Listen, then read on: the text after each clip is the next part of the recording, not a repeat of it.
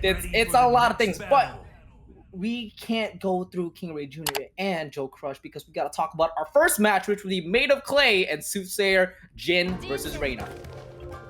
This is a good one. We got ourselves a little war battle here. Let's see what Jin Kazama has got to do. Right now, aiming for those ankles really fast, but now Soothsayer, nice defense, it immediately goes for the offense. It pretty much evens up the life lead here. Just for the first couple of knockdowns, Made of Clay was going for some quick action there. Tries to go for the full crush down 4-4 string, but nothing to it. And then goes for the armor and gets grabbed out of it. Oh no, no charge up, so no guard break, but Made of Clay able to get a small punish there, and now putting on the offense here after Scourge into activating the heat. Doing a little bit of movement into the full forward 2, guaranteed follow-up afterwards into the down forward 1, keeping it simple. Yep, that was a pretty simple round for both of these players.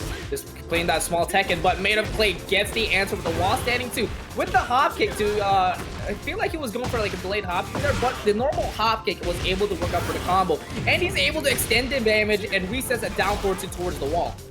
I actually really love that combo, to be honest. Soothsayer almost hit the wall on that one, got lucky and lived to die another interaction, and they did. Made of Clay gets the perfect.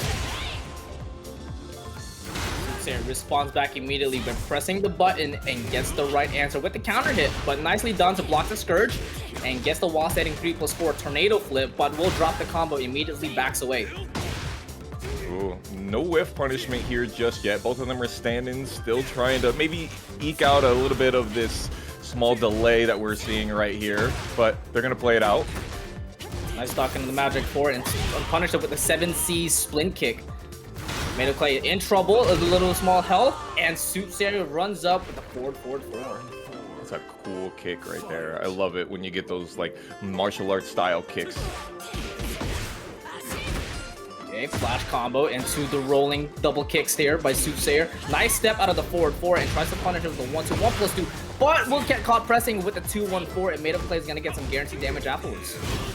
Again, not quite getting the punishment, whiff punishment or block on either side. Doesn't get the 7 splits kick right there, but Made of Clay and Soothsayer on that foot game, playing in that stand-up situation, but so far neither one really budging. There's a lot of ducking on the high strings and not punishing optimally, but you know, they're not ready yet. But Soothsayer will get the grab generic here, and one interaction away to close out the first round. Nice break as well, and the down forward 4 axe kick will even up the round for Made of Clay. I really thought that they were going to have it there after the grab break. Very important situation right there, as is this, the final round of game 1. Ooh, challenges the down forward 4. You are on 0 frames on hit. And Soothsayer just decides to go for the flash combo, but those mistakes happening, Made of Clay is going to punish it with the hop kick. Yes, sir. That is a double hit power crush string. The second hit being launch punishable, as we saw. And Made of Clay yet again popping Soothsayer up in the air. Will they get a wall? No, they won't. Oh, but he'll get that backdash whip punish into the heat smash and we'll close it off. Made of Clay looking absolutely solid in the first game despite all the roadblocks happening on this couple of rounds. I felt good about that on both sides, honestly. It did seem to go back and forth there. A little bit of stuttery with the punishment, but, you know, it's early in the bracket, early in the night. Definitely time to be able to warm up and get things going. Hey, man, it's true. If you're the first match on stream of a huge bracket, that tournament nerves, it gets to you completely and just shakes you up in a whole different manner. Yeah, for sure. Definitely the nerves can get to you. Hopefully you guys aren't too nervous to hit that Matcherino code for us, though. It's already in the chat. If you wanted to help us incentivize our players making it further and further into this bracket, we really appreciate you. Hey, Tony the Salty Tiger, I see you with that $30 contribution. Appreciate you so much. That was great. Yes, Foxhound's salty counterpart comes in. Made of Clay immediately gets a launcher, just like how it always was in the first game. Made of Clay was super clean with those launches, whether it's a launch punish or getting those connections with the wall standing 2, and it's proven that point on that he still got those on deck. Best Jin custom? I don't know. You made the decisions out there. Another full forward 2 does not confirm with the follow-up, and Made of Clay has the opportunity to come back and is getting this Oki quite often. You got to be standing up straight to not get hit by that. 3 lows in a row and goes for the demon part and tries to go for the low again, but Soothsayer blocking the ankles this time has a really good chance to bring this back. One heat engager could do, but the 4-3-1 will close it out as Made of Clay is 1 round away to send Soothsayer to the loser bracket. Criminally underused tool, if you ask me, in the Jin move pool, but it's such a good move pool in general. Another wall standing 2, just catching the timing of Soothsayer. He bursts on the wall and gets the Savage Sword Ender. Oh, goes for the Omen mix-up, but doesn't opt out for the low. We'll try to go for the Dragon Uppercut.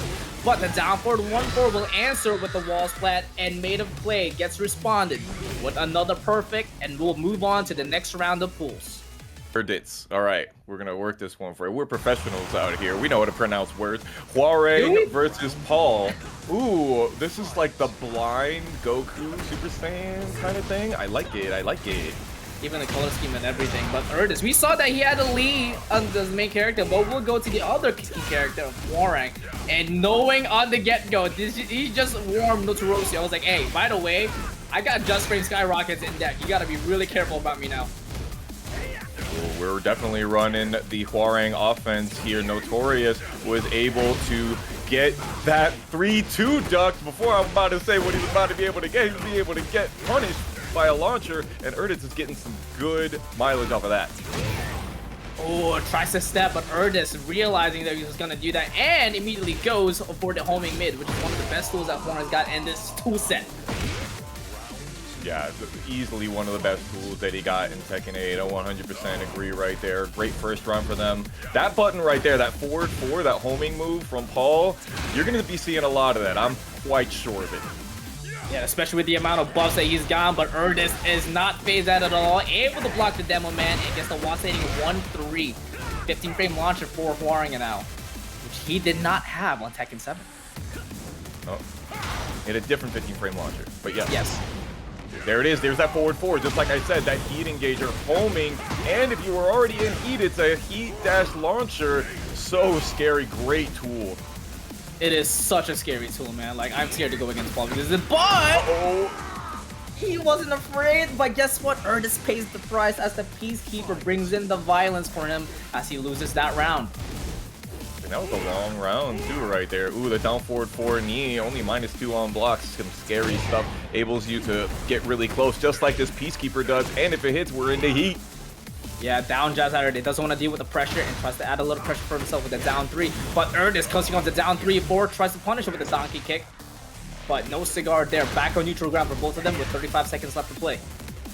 Okay, rejector combo, the 1-2 forward 3 gets Notorious away, Erditse, and both of them are really trying to get into that close range. They both succeed, but Notorious got that down forward 2 game locked. Here comes the death is unscaled, will not close it out, tries to go for the down 1 mix-up, even though he's a little bit plus afterwards, but Erditse takes the initiative and goes for the grab. Tragedy right there. The running 4 is unfortunate.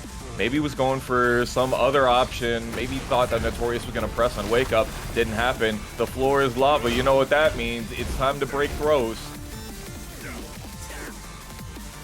Time to break throws. Don't get opened up because anything could absolutely happen with the 10 extra damage.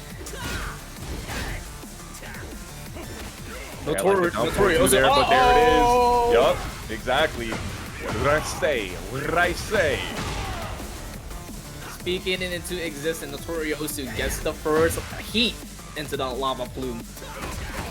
Down 3-4 again, and nicely done with the sidestep Iron Fortress, able to evade all the options, but he was able to duck and punish it. Erditse gets a wall standing 1-3 and push Notori-OSU all the way to the wall. And here comes that Hwoarang pressure that he's notoriously known for. Got a sidestep. If you want to get out of the pressure, Notori-OSU now resets the neutral. 5 seconds remaining. Oh, there is that knee. Oh man, that one almost had as much visceral energy as the Lars knee, the magnetic knee. You know what I'm talking about? Back where he, like, 4. Yeah, back 4, where he picks you up and choke slams you with the electricity. That had that same energy right there. Yeah, it really did. But you know, also had a great energy with that. Hongmi Ling fan for life. Thank you so much for the subscription. With 3 months coming in, we appreciate you very, very much. What do you think about Erditse's offense in that last game, Spirit. It was good. There was just a little bit more flavor, I think, that could be added into the Hwoarang, because when Erditse had that down 3-4 pressure, he immediately goes for like a huge mix-up, whether it's like the heat engager or it goes for a launcher. And there could have been a lot more, and I think the switch towards the lead could really work well, as he's able to stop a little bit more, put a little bricks, and think about his game plan. But we'll see how it works out. Ooh, both of them going for the long-range lows, trying to tell you you're not going to be just backdashing on me. Ooh, tried to backdash out of the Hitman stance too, but will drop the combo. Is so unfortunate, and Notori-OSU is going to take advantage of that mental. Double Pulse blade, jab, let's it's a go. pulse blade, I like that. It hits. Didn't get a huge amount of health back from there, but we take those. Yeah, he does not want to go for the mix-up, but drops the Acid Storm Whip Punish, and he's got to pay the price. Notori-OSU goes for the Heat Dash and goes for the Death Fist. Will not kill, but the Hammer of the Gods will. You think that was a pulse blast attempt for Heat Dash? Maybe that's why they only did Possibly. one 3 button? Possibly. That hurts though. Yeah, definitely, 100%. Notori-OSU is chopping them legs down and just has to be really careful not to get hit by some of these evasive tools that Lee has. Fortunately, not evading these counter hits. Erditse is having such a struggle right now, trying to chip away Notori-OSU. Just go to challenge the wall standing 3-3, but doesn't go for the mix-up. Great option, honestly. And there it is, that forward 4, that Phoenix hook kick. That is some dangerous stuff. It's got such long range, and as you can tell, it is homing. Erditse looking in trouble now. He's got to put on the offense. Having a lot of trouble opening up Notori-OSU. Gets a down 3 counter hit, but no pick up with the back 3-3. Nice stuck on the second hit of the Lion's Roar, but nothing doing. Notori-OSU says this is how you punish a high in a string. Turn on the burner. Yeah, G-Clef Cannon gets denied. I'm the one cooking here. But Erditse finally gets a huge crucial down forward too. Gets the combo as well and gets a good amount of life back. Gets the life lead after the pulse blade mix up, but will get denied with the low parry of the back 3-3. Now Notori-OSU gets the lead once again with 20 seconds left to play. Down jab into slide from that range was crazy. I thought it was gonna work. In fact, I didn't even right here. No time to talk mission mashing. We got Takkun versus Beaustar out here. Yeah, Takkun known for the Hwoarang, even though it has a Jin on the main screen. I know Takkun. Takkun's got that clean just frame skyrocket with a clean wable with the Hwoarang. He can't fool me, man. And we got Beaustar back again with the Jack representing AFAS alongside the Jack players. Ooh, the programmed uppercut down forward too, and I think they're gonna get a good wall for this. Oh, you're definitely getting the wall as well. It drills him. Oh, goodbye. Goodbye. Oh, this is, I know, very good big timers one. I almost didn't catch it. Thank you so much for that one.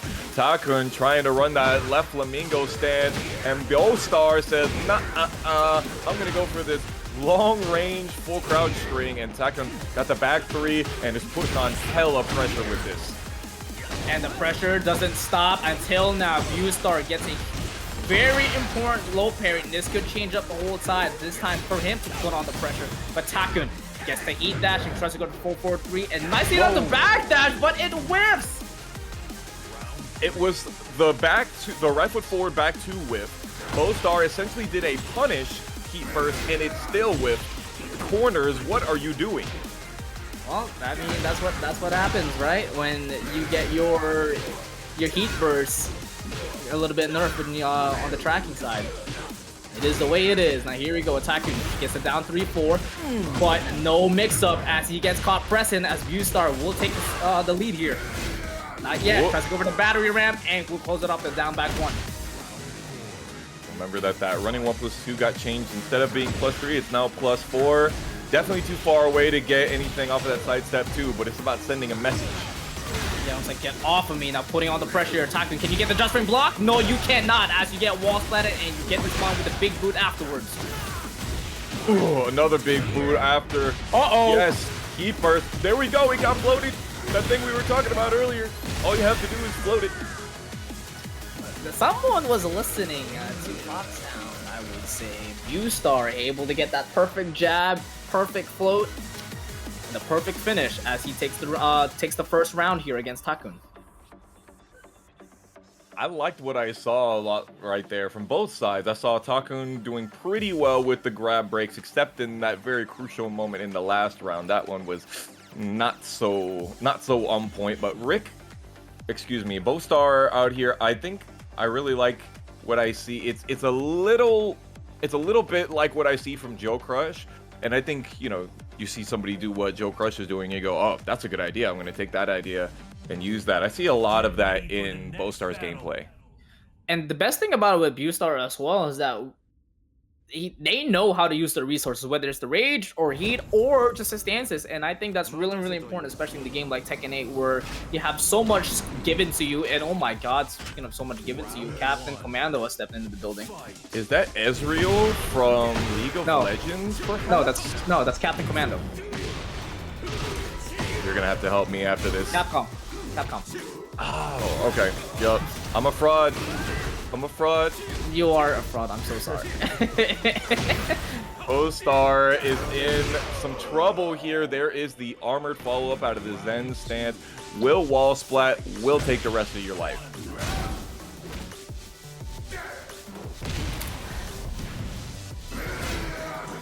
What in the world? He blocked it with his shoulder blades, dog. What?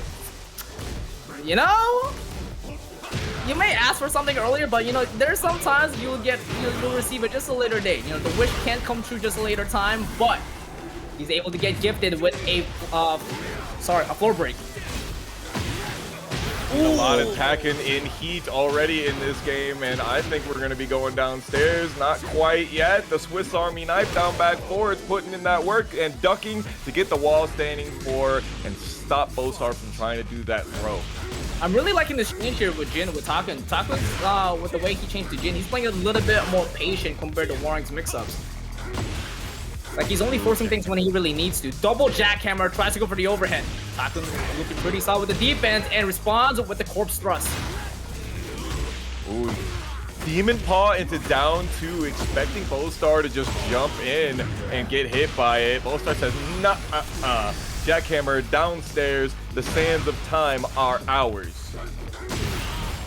Oh no, gets caught with a counter hit, and Beaustar whirls it up with the 1 and puts 1 up on the board. Ooh, did he get that punish right there? Nice though. Side. Oh, 4-2, so good, man. Tries to go for the whip punish, down 4-2 for down 4-2, but Beaustar will get the back 1 plus the heat dash and the forward 1 plus 2. Oh my god, dude. So much, and Beaustar is on set point versus survival point for Takkun. Want to respond back immediate fashion as well, but Takkun goes for the sidestep electric, hooks it up, and tries to get the bait in. Yeah, they do have quite a bit of heat left, but just backdash forward dash, a little bit too predictable. The programmed uppercut finds its mark and takes a chunk. Tries to get the program uppercut again, but this time the data might have been corrupted as Takkun gets the heat dash afterwards. Gets the black wick uppercut and goes for the down forward 4-oki. Brave savagery. Oh, nice the down jab. Yes, the heat smash whiffed, and that means that we get another game. Down 4 is, I would say, one of Jin's best tools, but if I said that, I would have to be saying that about 20 different moves that Jin has. That move list is so freaking good, dude. That was really, really good. Beaustar was so close to taking it at 2-0, but Takkun able to download a different file and stays alive with the Jin. One less down forward 2 there would have done it, I think. You know, just not being that greedy in that situation. He did running 1 plus 2 into down forward 2, and it was like, maybe just 1 less. Maybe mixing up the timing a little bit. I think Takkun was doing really good with the sidestepping and being able to recognize when they had the right distance and spacing on that last game. Absolutely. I'm excited to get a game 3 though. Absolutely. I'm with you here. I am with you here. This is only the 3rd game. Oh my god, and I know this one. All right. There's a wall standing 4 into throw. Beaustar tries to go for another big launcher, but gets interrupted by the small Tekken buttons of Takkun. And already Beaustar on the wall, and the down back 4 stature kick is just totally taking down the height of Beaustar. 14-second round here. 2-1-4 gets the counter hit and gets the thrusted uppercut, guarantees. Big throw right there, interrupting the throw attempt. Excuse me, interrupting the armor attempt. Running 1+2 would have caught Meaty, but Takkun waits for the get up, and Beaustar goes heat burst into immediate down 4-2, and I think this kills. Absolutely. Get the drill gun. We're nailing another one in. No punish out of the sidestep 2, but nicely done on the block in the first part of the pulverizer, and will continue on the pressure after the 4-3-1, and gets the Scourge countered afterwards. Like that small delay after the heat engager was very good. Down forward 1.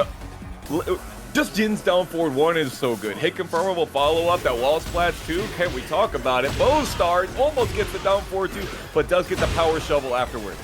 He does get the program uppercut afterwards, but it was traded with the demon pop, but he's gonna keep on aiming for those ankles here. Activates the heat, and immediately spends the heat smash, trying to regain the final round, but Takkun answers with the electric hook fits once again, and engages heat.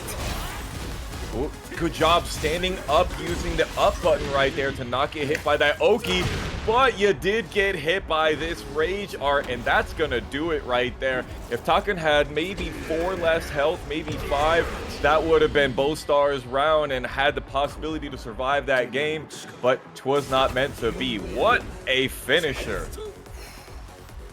I've got my eyes on, oh my gosh, Pool A1 has KingReyJr, Aibo, and Daystri all on a collision course with each other. That's gonna be crazy. Best of luck to the Florida squad out there, but neither here nor there. It's some dope customs. Yeah, it looks really, really good, but ooh, guts. Able to power out the pain and responds back with the knuckle breaker, and does it again, but this time with the jab, and put on the pressure now with a double 4-4-2. Double stomach smash is crazy in round 1. Immediately going for the flappy kicks, and FallenFelix tries to go for the hunting hawk, but does not get it. Still has plenty of heat though. Excuse me, had plenty of heat though. And it's extinguished. Guts answers with the back 1-2 counter hit, and gives FallenFelix a reality check. And was like, hey, I'm a threat also. Tries to go for the knuckle breaker again, but this time FallenFelix was able to put a brakes and able to block it. Peacekeeper to answer. Gets the heat dash also, and here comes the combo, but will not be completed. Yeah, a little off axis to be able to get the third rusty knife out of that combo right there. That bridge hand that he has, that kind of like sideways knife punch. Sidestep 4 is doing some work here. Does get over whatever low they were trying to go for. The Jaguar step is not effective enough. You can't get away from me. FallenFelix ties up the round count. Tries to get that sidestep just from Skyrocket. Guts was almost caught ducking, but immediately reacted to it. FallenFelix not a strain when it comes to this pressure, but Guts is trying to match with that, and both of them are doing really, really well as, again, matching each other's energy with the heat. Well, immediate heat dash sidestep stops the armor frames from being active by the time the Just Frame Skyrocket comes out, and Lord, that was a lot of damage. Oh, that's gonna be a problem. Guts able to get the wall standing 2-2 into the Frankensteiner and throws it down. Guts is 1 round away to get the first round in. Very difficult to not get hit by the Frankensteiner when they're so close to you. Very difficult to react to. No 14 frame punish on the right foot forward 4. That one is very often not punished. It's got a really subtle animation. Oh, nicely done to get up out of the homing kick. Go back to neutral state, but we'll get a couple of chip damage. But that's okay. Back to neutral here, but he gets chipped away, and FallenFelix evens up the score with a perfect. Who's going to get the lead here, Fox? It was all the toes in that last round right there. FallenFelix just catching Guts, not checking them. Oh, speaking of toes, down back 3 gets the counter hit, and a guaranteed ground follow-up. Yeah, call that natural. The figure 4 leg lock. FallenFelix tries to answer back. Just 3 solo 4 here and there have put, chipping away Guts. Guts has a good amount of gray health to recover. Still got the heat dash. Nice response with the back 1-2 and tries to go for the Jaguar rush after the heat smash. You're breaking the tomahawk, but then goes for the armor, and you cannot break this giant swing. You can tech roll. I don't know if they had the amount of life left. King's body actually made it so we couldn't even see if there was ability for a little bit of pixels left on the end of that. So we actually couldn't see if they had enough life.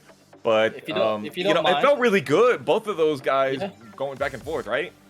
Yeah, absolutely. Both of them were really throwing their punches and their kicks. But I can confirm that Felix did tech. So if you notice that his body, as soon as the round ended, his body actually stood up and immediately just crumpled down. That's how you know they teched. But they just didn't have enough life to stay alive after even with the tech. Yeah. Sorry, the words English. Yeah. Oh, what is this? The Shaheen cosplay? The beard? I like it. It's throwing me off. It's throwing me off. Yeah, it is, honestly. Okay, Guts 420 trying to do those counter hit attacks from long range, and this one connects. Another back 1-2 counter, and just having them like a free buffet. Ooh. Oh my gosh, the Jaguar run got interrupted by the heat burst, and then lots and lots of damage from this heat dash. Sidestep beats the down 3-4, but Guts wasn't ready for it. Guts was doing so well with the defense, and he just looked in shock, and FallenFelix takes advantage, and he continues to do so with the blue sparks after the Just Spring Skyrocket. Here comes the combo here and there after the backlash, and will extend it, and tries to go for Yoki after the overhead, and will do so after the heat dash with the Peacekeeper. The backlash into another spike. Guts 420 goes for the corkscrew into the long range gut punch. That lands, and we're gonna get a lot of the recoverable health back. Halfway there and halfway to the end. 30 seconds left to play. Ribs hold up for the Blood Talon will get connected, but another back 1-2 counter hit. Dang, just try to get the micro dash into 2-jab into Shining Wizard to get the most amount of damage out of the combo, but they couldn't. Whiffs the power crush and lives to tell the tale. Okay, there it is. There's the 4-3. FallenFelix needs one more round to be able to tie up the game count. Oh my god, man. I was gonna say, if he was able to just survive another whiff of 2 power crushes, that would have been insane. Another back one, but doesn't... 7. Yeah. Oh, but there's the second hit of the down 4-2-1. Just let it rip, the Sokobi. It was a little bit off axis, but it didn't matter for Guts. Gets another drop to hold kick with the DDT. And again, both of them activating heat at the same time. There's the mid-launcher, heat engager, heat dasher in this case, that comes out of the Flamingo stance. FallenFelix goes for the back dash into that homing move. Guts 420 gets him out of there, though. Guts 420. He may wanted to get out of there, but he's going in after those low drop kick, securing himself the round, surviving. Guts 420 starting off with the chop chop, eh? Ooh! Dang, I really like that throw attempt. FallenFelix is doing really good at evading here. I like that answer, activating heat to deny the offense out of the Flamingo from for Guts, but doesn't even matter. Right foot forward gets the heat engager launcher here for FallenFelix. The Flamingo flappy kicks doing that work and canceled the power crush 3 times. Guts 420 almost got the counter hit, but didn't let it rip. FallenFelix running away with it there. We got a game 3. Both of them are... I feel like both of them just hate each other at this point because the way they're fighting, they just keep getting up, they just keep activating armor, they're throwing everything. Just be like, bro, can I play the game? I can hear the trash talk what they're doing. I can smell it through the camo pants. The family dinner. The family dinner. These guys are like long lost brothers that always hated each other, but also do the same hobbies. It runs in the family, man. What can I tell you? Oh boy, giddy up out here. Guts 420 finna sing you a song. Ooh, armor with the backboard. Doesn't matter. Still trying to put on the pressure here, and will deny just the offense here, and tries to go for it again. Now putting Guts all the way to the wall here and activating heat for himself, and will extinguish it with the heat dash afterwards. trying to run that shop. Guts 420 trying to get the correct spacing, but FallenFelix is just getting in way too easily. Good job breaking that throw. That was important. Punish that one. Ooh, there it is. I think FallenFelix has gotten the pattern here. He's using a lot more of just regular power crush moves and just waiting, being a little bit more patient here because, you know, the Guts is ready to throw that back 1-2. Another no punish on the right Flamingo. Forward 4. Excuse me, 4. Guts 420 is getting these knockdowns and, or rather getting knocked down. Is still breaking the throws very well though. Not that time. Not that time. Gets choked out. FallenFelix goes for the 2 grab and adds 2 rounds up and 1 round away to send Guts to the losers bracket. Okay, no punish on the wall standing 1+2. Good punish on the hop knee. Guts 420 got that good sidestep block. I like it. I like it. Oof. Down forward 2 for your troubles here. Guts 420 tried to get that counter with a down forward 2-1, but FallenFelix just needs a 1 clean hit to get a huge damage output afterwards. Nice duck out of the flapping kicks. Yeah, needed something a little bit extra. That giant swing could have been it. FallenFelix running with the heat smash. 4-2-1. This is a heat engager that will wall splat you even after the fact. And Guts 420 just needs the muscle buster. Breaks him in half. Guts 420 staying alive once again. The party keeps on rocking, baby.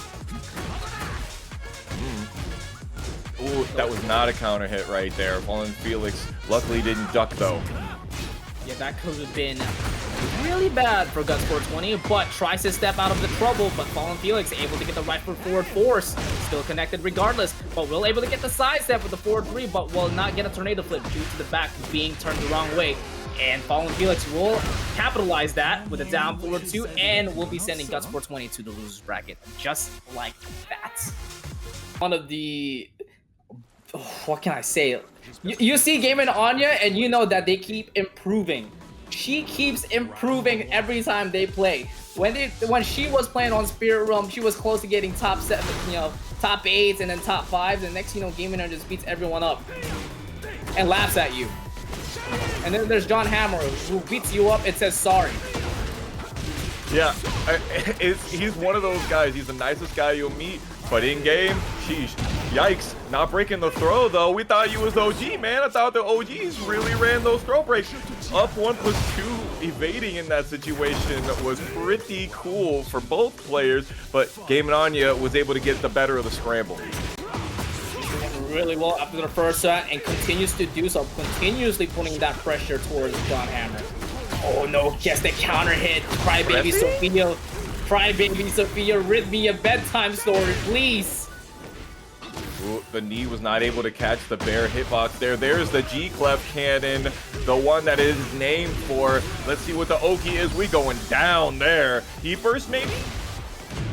There it is. Action goes for the rolling, tries to go for the Oki.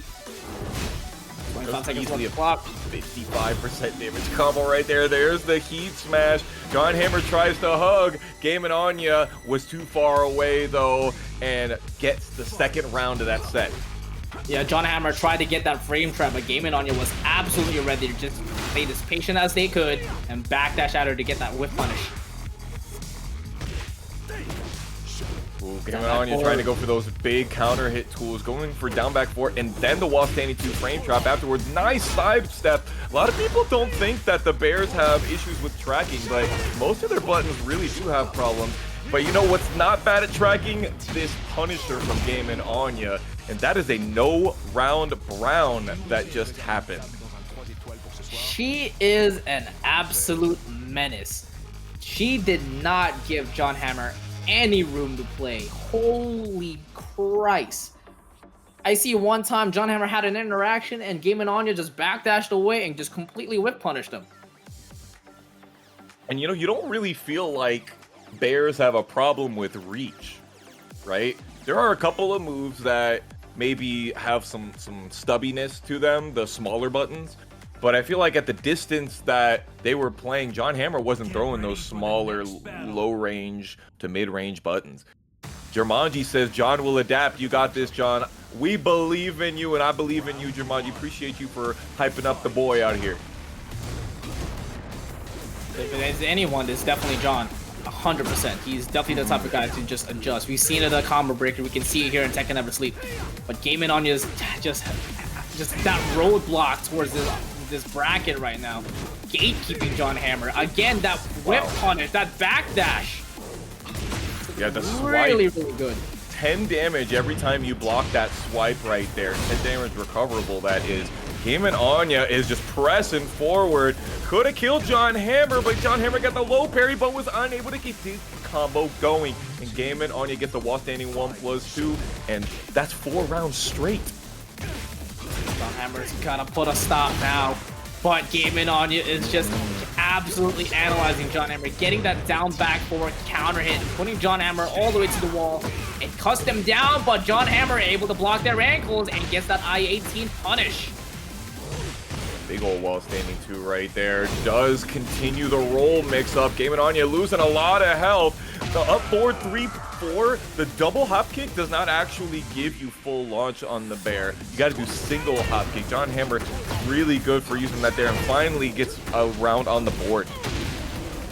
But Gamin Onya responds back immediately, puts John Hammer all the way to the wall, and tries to go for the Oki with the down back four, but John Hammer was absolutely ready. I saw the jab and John Hammer ducked, but got back up. Couldn't get the punish on there. Unfortunate, because now Gamin Onya is got that gat coming at that long range. Ooh, the keep out jab. Ooh, no way! No way that works! Oh, yes, lay it on the ground. Doing the bear thing. We go into the circus. There's a running 1+2, but it wasn't counter hit, so you don't get a guaranteed follow-up, and then not rolling backwards. Then trying to wake up backwards after that, got them caught by another wall running 2. Tragic. John Hammer has got to really put the hammer down here. Hold on real quick. That hit him! Oh my gosh, the floor is exploding right there, as are our minds that John Hammer can hit Gamin Onya while they were so completely arable. No launch punish, John! Both of them unequal health, armor from armor, the glass are shattering, and John Hammer tries to go for the jab, but can you close it out? Activate the heat smash while under pressure, and we'll go for the hop kick. We got ourselves a set point versus survival point. He does hop kick there? I guess that makes sense if Gamin Onya wanted to go for a low or something. Good option. Gamin Onya already with the 40% life lead though. Oh, that 40% life is gonna deteriorate really fast after this G-Clamp cannon. Goes for the mix-up with the bear bump. But yeah, they did get a lot of that life back, but just as you said, it's a tug of war on the gray health is going. John Hammer has gotten so many counter hit one jabs, but he doesn't believe in the rest of the G-Clef cannon, and this sidestep into the EMP is gonna finish it forward 1+2. It's nice to have a button that just deletes 20 health even after aerial. I feel they do taunt into heat smash. I saw it live in person at Jacksonville's monthly. I kind of want to see it from Tone here. Here we go with the Blade Runner replicant outfit. Ooh, the blackout trap to get it started. Really setting the tone here. And Elvena is already down 50% life. Let me scratch that for a moment. Already down 100% life. That tone was gainy and 30, and I love it. Give me more. Wow, down 2 caught from that long sidewalk. Very interesting. Nice guaranteed follow-up. Tone going for the mini micro dashes, but Elvena not scared at all. Yeah, cooking up the spell real quick here. Elvena tries to go for the double slice into the nunchucks and immediately challenges the 1-2-3. Tone looking in trouble here as Elvena activates the heat, and Tone responds back with a rage art, but it gets denied. Elvena responds immediately and evens up the round. I like it. I personally like the rage art punishes where you do your cool throws, but you know, I feel it. Ooh, speaking of cool throws, the Anaconda Assassin right there into the quarter circle forward 1+2. Oh, I know you didn't think about pressing in that situation. The 3+4-2. That right there is a round-ending tool for any round. It is so good. Tone looking really good, but Elvena gets the Dragon Hammer. Yeah, with the counter and also, but will not get the Junkyard Tornado Flip, but will get the DSS cancel to restart the combo. Here we go. Elvena looking really, really good, trying to close out on the perfect. Heat Smash gets activated, put themselves into a stance, and gets put on the offensive part as Tone has a little trouble breaking that 1+2. Here we go. Final round, game 1. Elvena gets the jab cancels, knowing that Tone was going to start off with the orbital heal, but then Tone wakes up with a nightmare of the while standing 3 knees. Yeah, big wake-up counter hit while standing 3. Tone always says that that's like a bad habit that a lot of Bryan players do, but it seems like it's doing pretty well for him right now. Oh, he tried to go for the taunt Heat Smash, but it is exactly frame tight.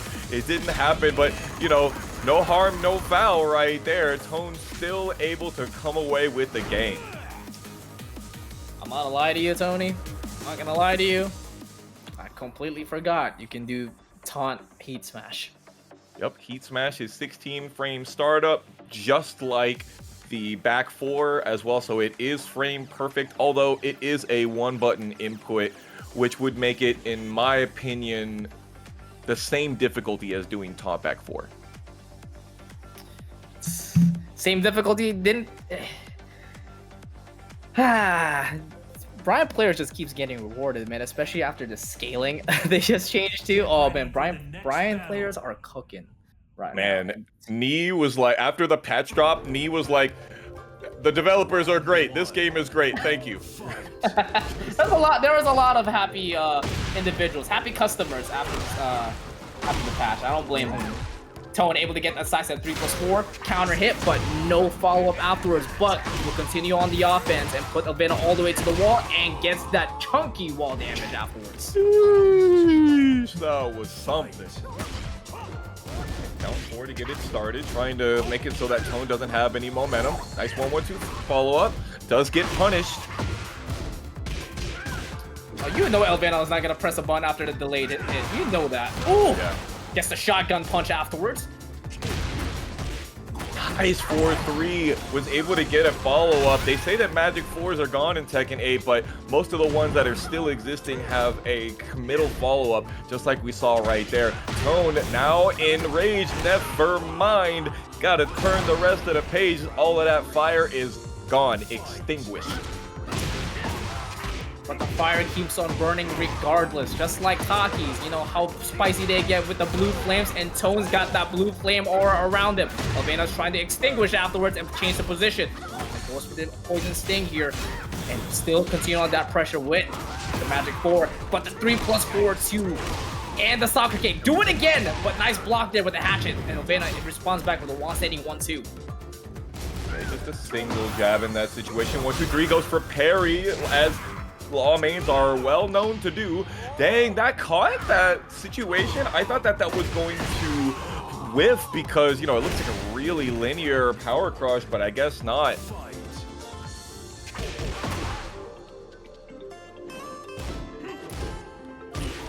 Just playing that whip punish that range right now, trying to get that 3+4, but Elvena gets the opening with a dragon cannon, and Tone doesn't want to deal with the pressure, able to sidestep to the right and get that wall standing 1 combo, putting Elvena all the way to the wall. This is going to be trouble for them. They haven't gone through the wall yet, but there it goes. Almost got the Mach Punch to go through. There it is, Taunt Heat Smash to finish it out. The frame perfect goodness that you know you can expect from Endures Tone out here. Jesandy versus Shin Paulo. We got California versus New Jersey out here. Shin Paulo playing the victor and Jesandy playing the king. Shin Paulo looking very, very confident after the recent win that he's had. He even tweeted out, like, I'm getting my confidence back really, really fast. And, you know, we love that for him. But Jesandy, one of the titans of Tekken 8 right now, one of the best players in North America. We haven't seen him play in a very long time. My God, it's so good to see him. Was a little bit cheeky there, doing the armor move with a 70% life deficit, and Shin Paulo said, nah, you're not allowed to do that.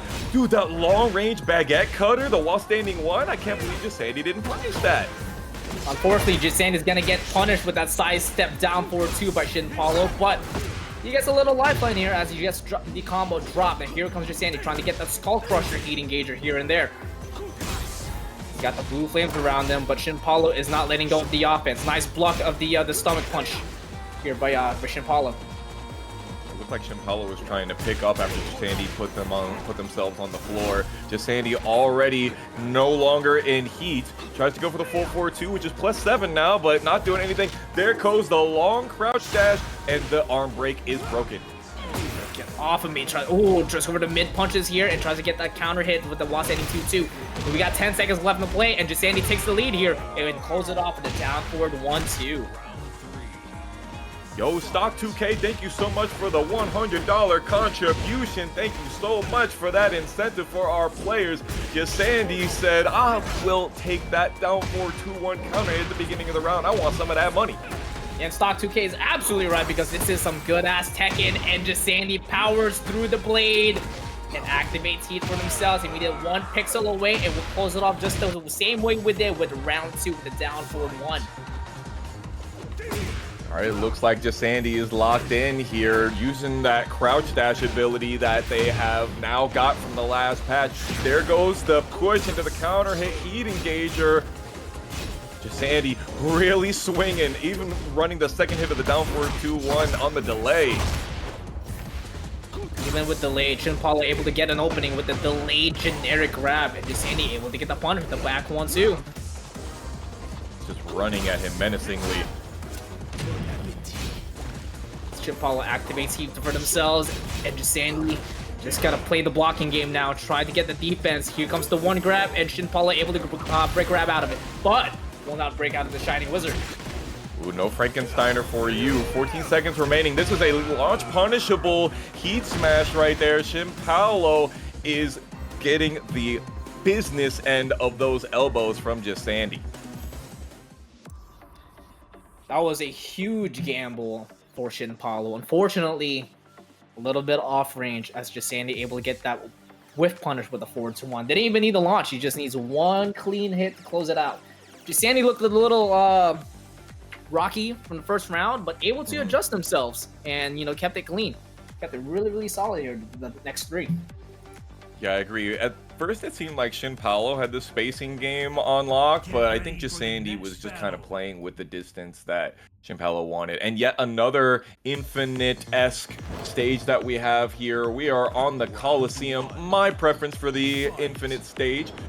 Jesandy already starting off with those small buttons. Notice how he likes to use the jab and then kind of do a little delay for his grabs. Just wait on that. You can see Jesandy just testing out the movement now. He just dash canceling into the instant Shining Wizard, able to block the down forward for protecting his ankles and punishes it by breaking Shin Paulo's guts. So much damage, Max. On that, as a matter of fact, another tomahawk lands, and the knee to the face and then the boot to the leg sends Shin Paulo out.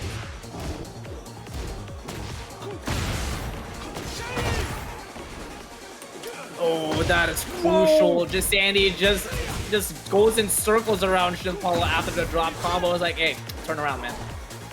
I'm very confused as to why he did full forward 1 there on the back turn situation instead of the forward 2 down 1 string.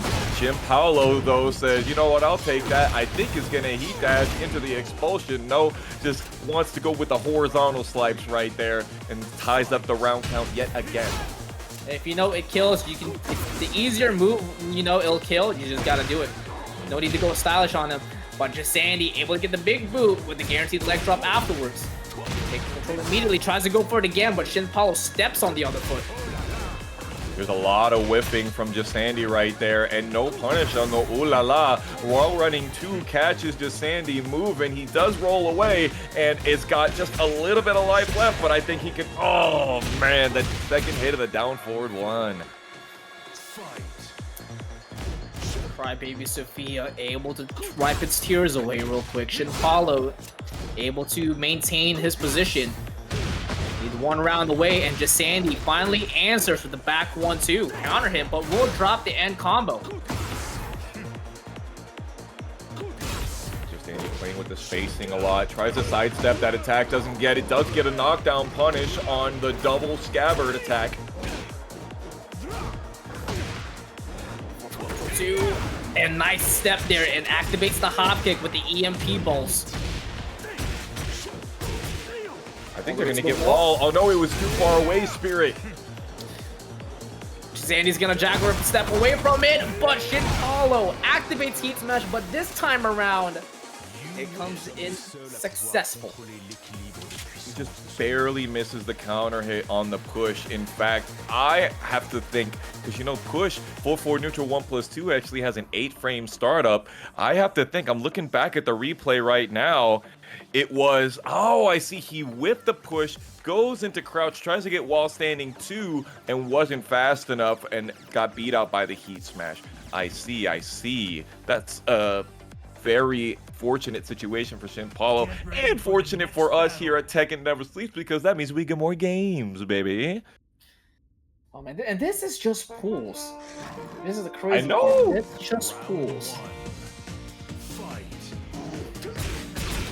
Nice step on the 4-4 neutral 2, the stomach smash. Oh, he tried to do the chest bump. Shin Paulo says, get off of me.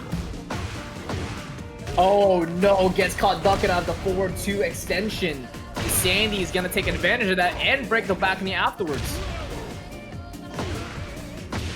And remember that the balcony actually takes 15 recoverable life away from you as of this patch. So that's an important thing to know as well. You want to break the balcony, and you want to be breaking these floors as well. Jesandy already on that wall, luckily gets out of there without taking a wall combo, but does get gat right to the head. Well, he got shot. Nice block on the down back forward. Jesandy gets the full launcher, the full crouch down forward too, and you know we're about to get some explosive skulls coming in. Oh, and then we're gonna be able to get extra damage on that wall again. Oh no, that's gonna do it. Entirely exploded. Do you think this is gonna kill? I thought it would, but maybe the scaling after the heat dash wouldn't work.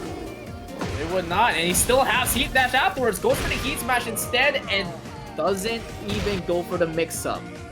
The down 3 will do, and it'll extend gameplay 1-1. Here's that counter hit, that 1+2. We saw a lot of back-end combo breaker.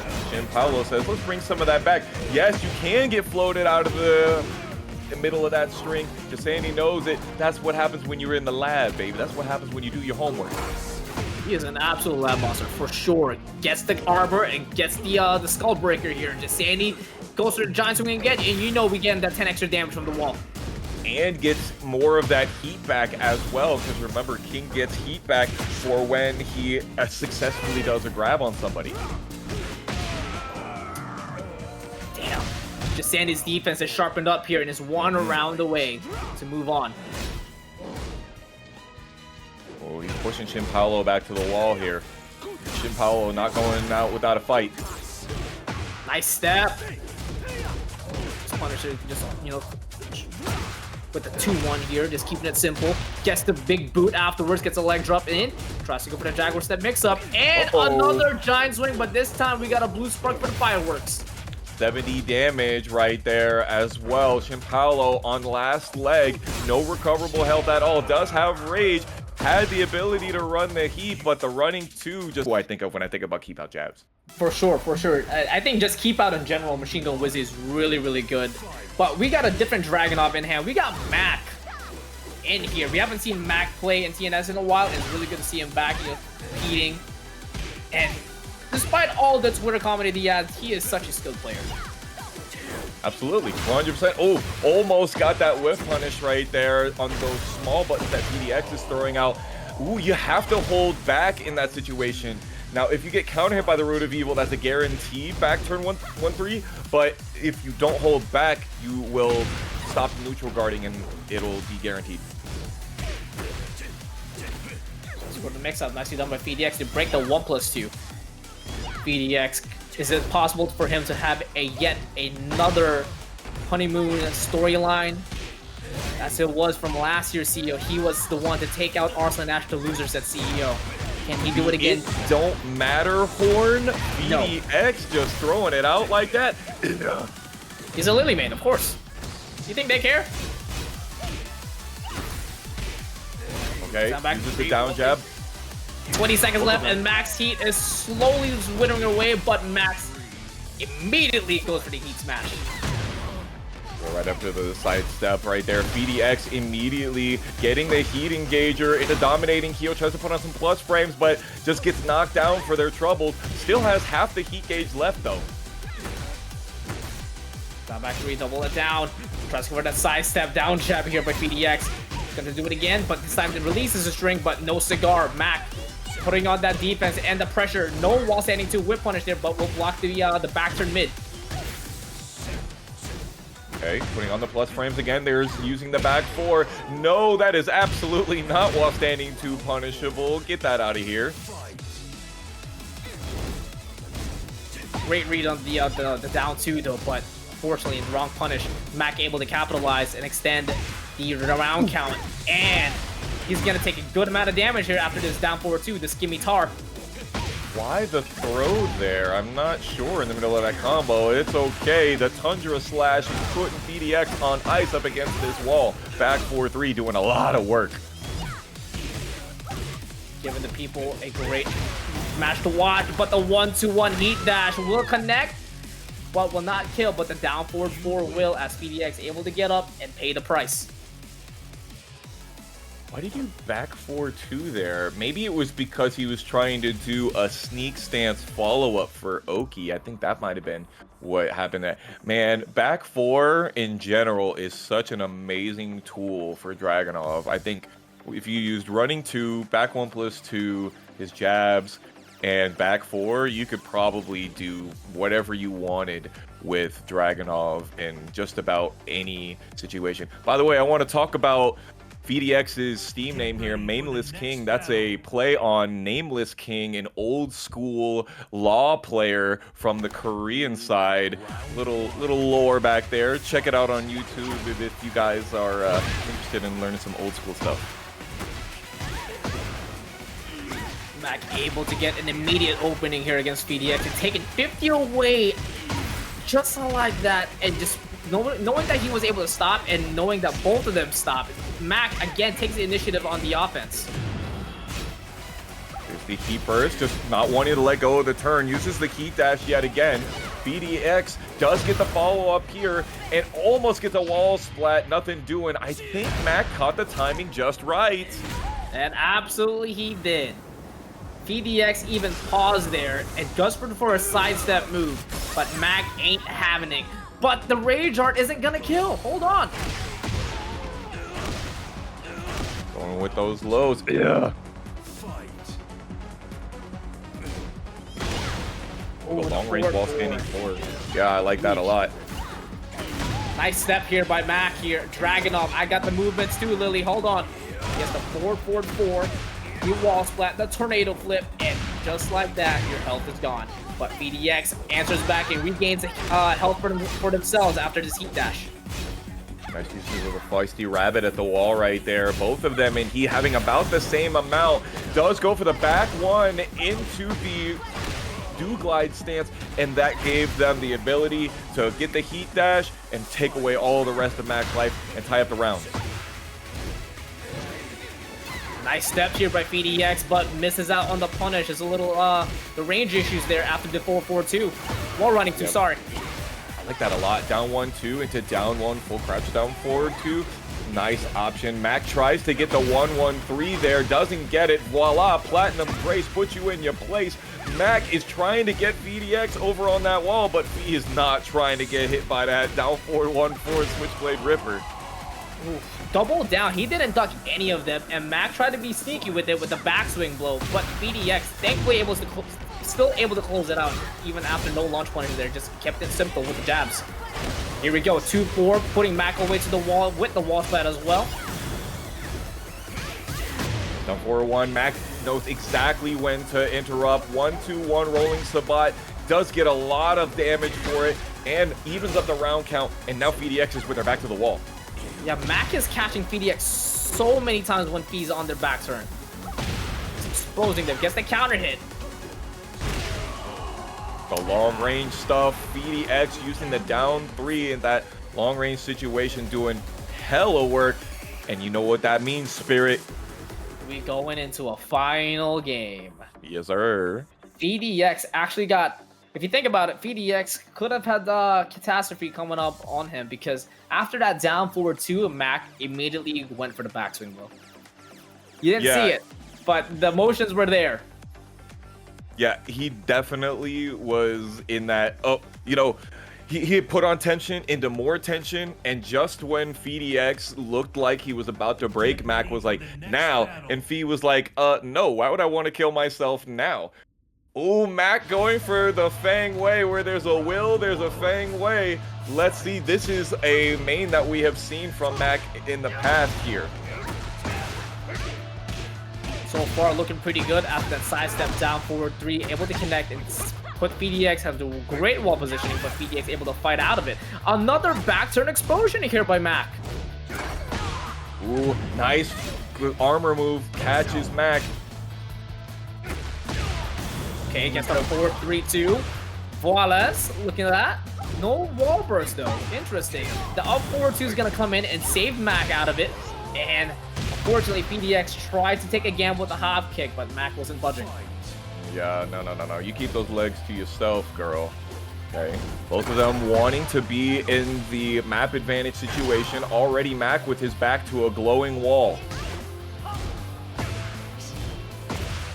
Looking pretty hazardous right here. PhiDX just putting the pressure, getting away from the wall, and Mac is trying to get away from PhiDX after his back 1 attempts.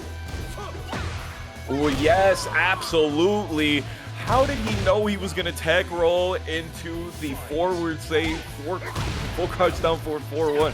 That was nasty. He just knows. Oh, he absolutely knows. Oh, he's feeling it now after that axe kick counter hit.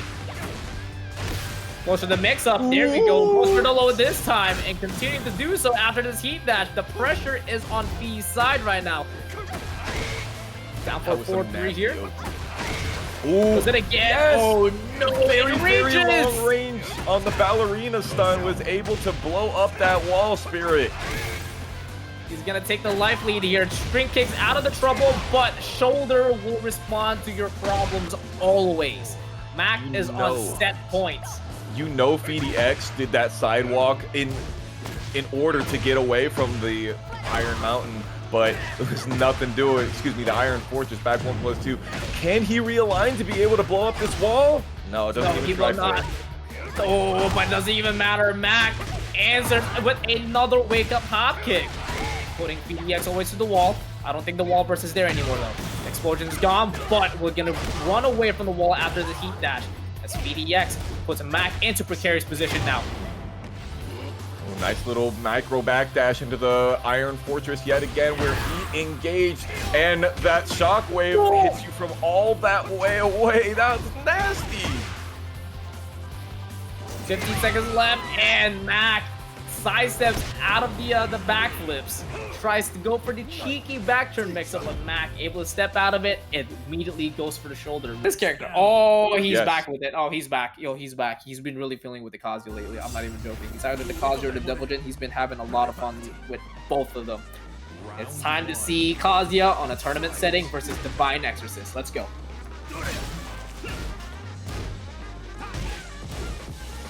I love it when I see Landon playing the Mishimas, man. That is one of my favorite things to see. Let's see if we can get some of this going. Divine Exorcist already starting up. Starburst Shoryuken to try to really make sure that the pressure is there.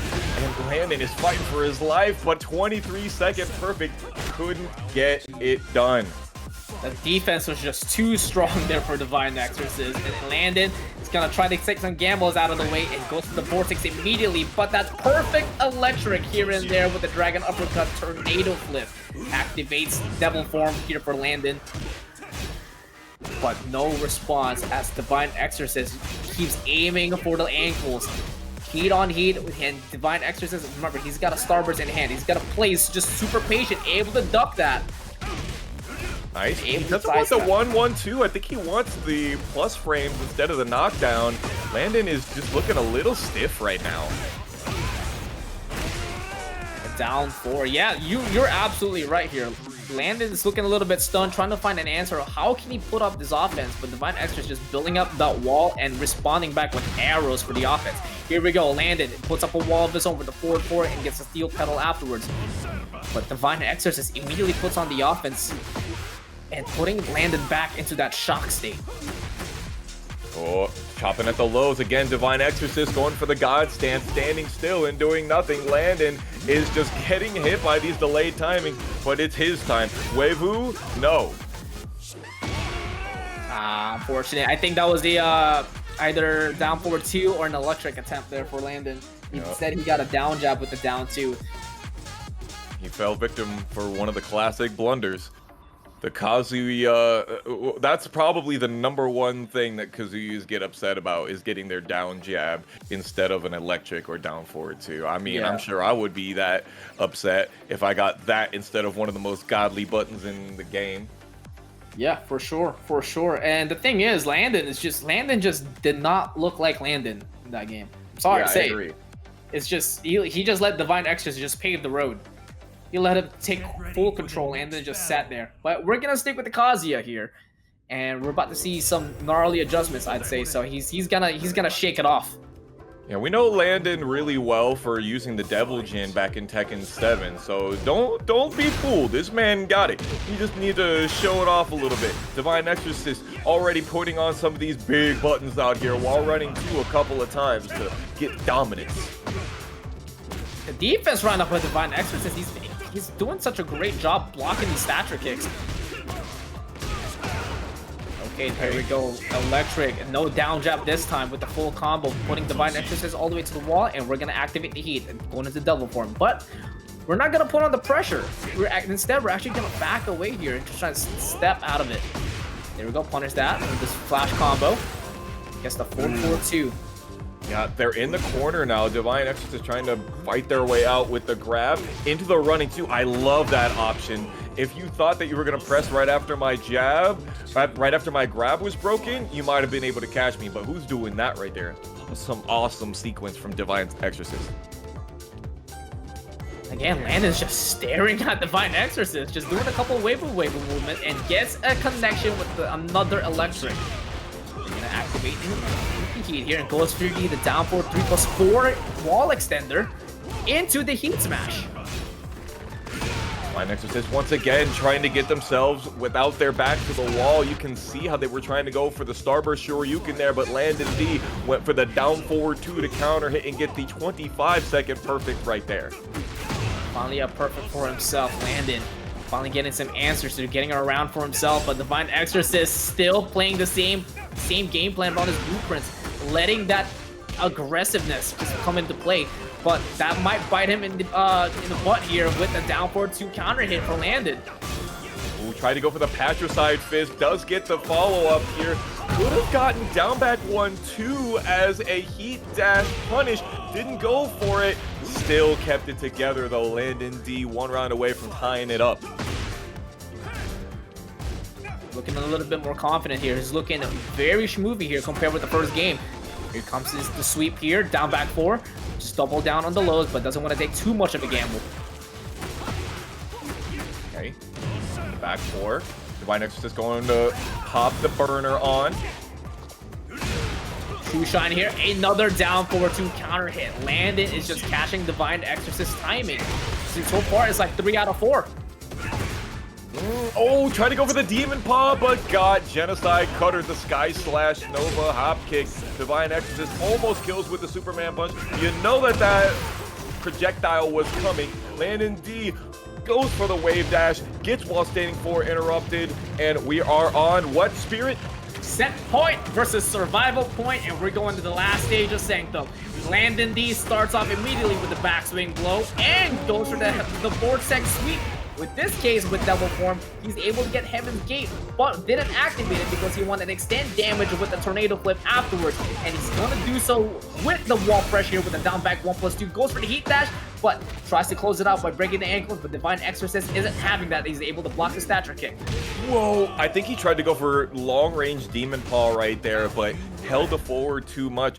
Got the Power Crush forward too. Luckily, did not die for it, and Divine Exorcist got killed in the ensuing scramble afterwards. We got a game 3, y'all, and once again, this is to see who makes it in the winner's side top 48 to play versus JoeCrush. Yeah, and Landon adding a little bit more confident, building that aura around him. You guys didn't see Landon even key charge in the end. Mudasida, thank you so much for the subscription. You know, this guy's a Landon enjoyer. It was like, yo, I'm gonna subscribe right now because I'm rooting for Landon. Let's go. Let's hit it, let's hit it. Oh, Midnight Siege we've got going on here. You gotta be careful. Divine Exorcist with their back to that wall, but Landon has the map disadvantage here so far. Just letting Divine Exorcist just use all the resources. He's got Starburst again, but Landon's on Rage. He hasn't really done much to chip away Divine Exorcist, but he does have the position for himself, and he's gonna try to get the whip on it, but the down forward 1 extension will not have a natural hit.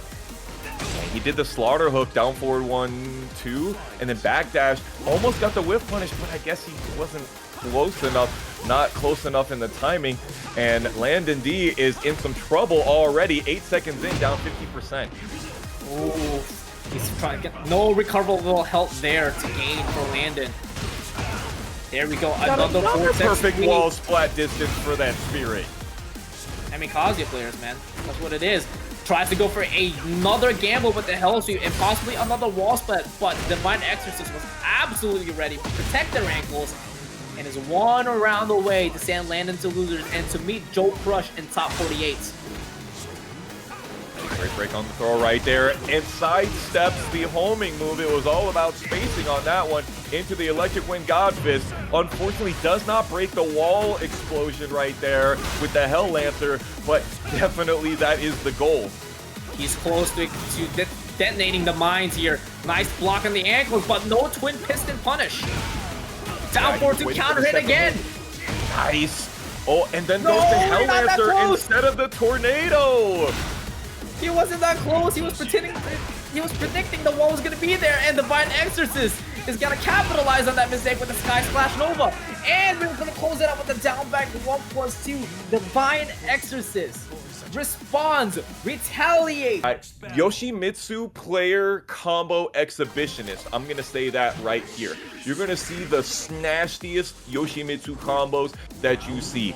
He is so clean with it. One of the Yoshimitsus to definitely watch, and one of the Jins to watch is in North America for sure. Both of these guys have quite the resume already, 6 months in development that since Tekken 8 got released. Gets the Fubuki knee, but no float, but doesn't even matter as he's gonna restart the combo with the unblockable sword sweep, putting himself into the urinals. Goes for the guard break, but no, Avery activates the heat smash, but Ukiyo, the master of spins. Now, Yoshimitsu, as you know, has one of the worst side steps, so they give him the ability to spin, which takes life. That's one of the only things that could have stopped him from getting hit by that heat smash. Avery already, though, in the next round, trying to get his revenge.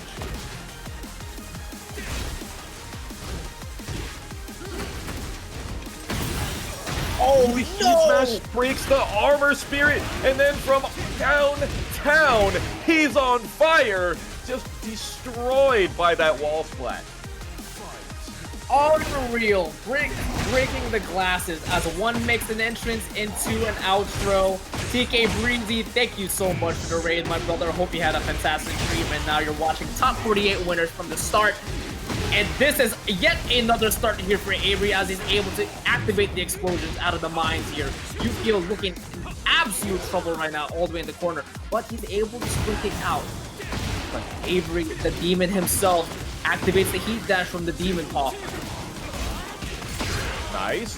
Definitely 10 frame punishable. Ukiyo tries to go for the guaranteed forward 1+2 afterwards, but dashes a little bit too far. Does get the knockdown from the back turn 2.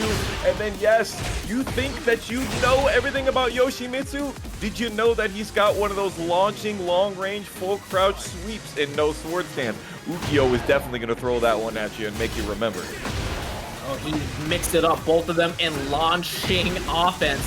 And Avery is not taking that lightly as he sends Ukiyo all the way through immediately. Taking away a good amount of health. Just a couple ship left, and there we go, on rage. 2-4, able to get the wall back, but he wasn't ready! Was catching him over on the sidewall. Avery wasn't able to be able to catch it. He goes back 1-1. He does one too many spirits. No, that was calculated. No, that was so calculated. Ukiyo, you're absolutely insane right now. Avery knew that he was gonna do that, thinking making a gamble with the back 2-1 able to pick up. And just like that, Ukiyo's even up the life lead, challenges the 4-4 with a kip up. He's alive. Oh my gosh, we have another round coming at us here. That was so tight. He goes for the Blackwing uppercut at the very beginning. Indian stance transitions. Ukiyo trying to reset the spacing. No launch punish to the Blackwing uppercut, and that might fight Ukiyo back. But who knows yet? Right now, he's got a decent life lead, just playing the keep-up game. Gets the full crash down forward for a counter hit, and we're gonna send Avery all the way to the wall. Tried to go for wall standing 1-2-1 to be able to get that perfect wall splat distance and didn't get it. He gets another one. If you hit with the heat burst, it puts you in full crouch, and Ukiyo gets the no sword stance, full crouch hell sweep, as we call it, and takes game 1. Did I not tell you this man Ukiyo has the... In my opinion, this is the canon stage for Yoshimitsu. It's the stage that they put him on for his story mode in the character episodes. So, you know, canon event. I am in your brain, Jin. Stealing your soul. And stealing your life away after this heat smash. Oh my god, Ukiyo, 13 seconds.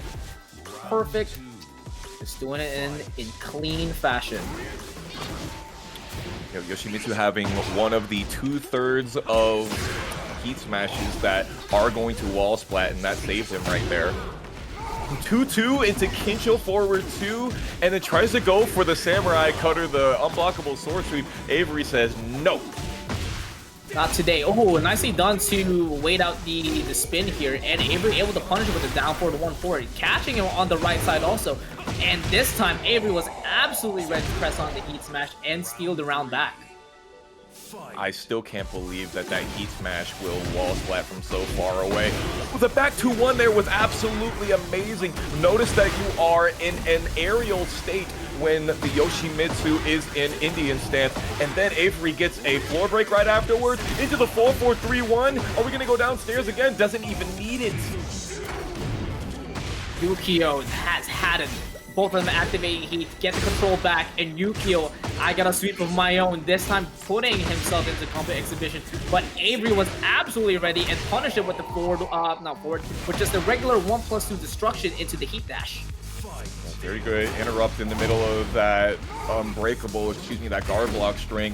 Ooh, Ukiyo trying to go for the special stuff, poison wind into Dragonfly, but Avery says, no, I took the antidote for that poison. I'm not gonna get hit by that.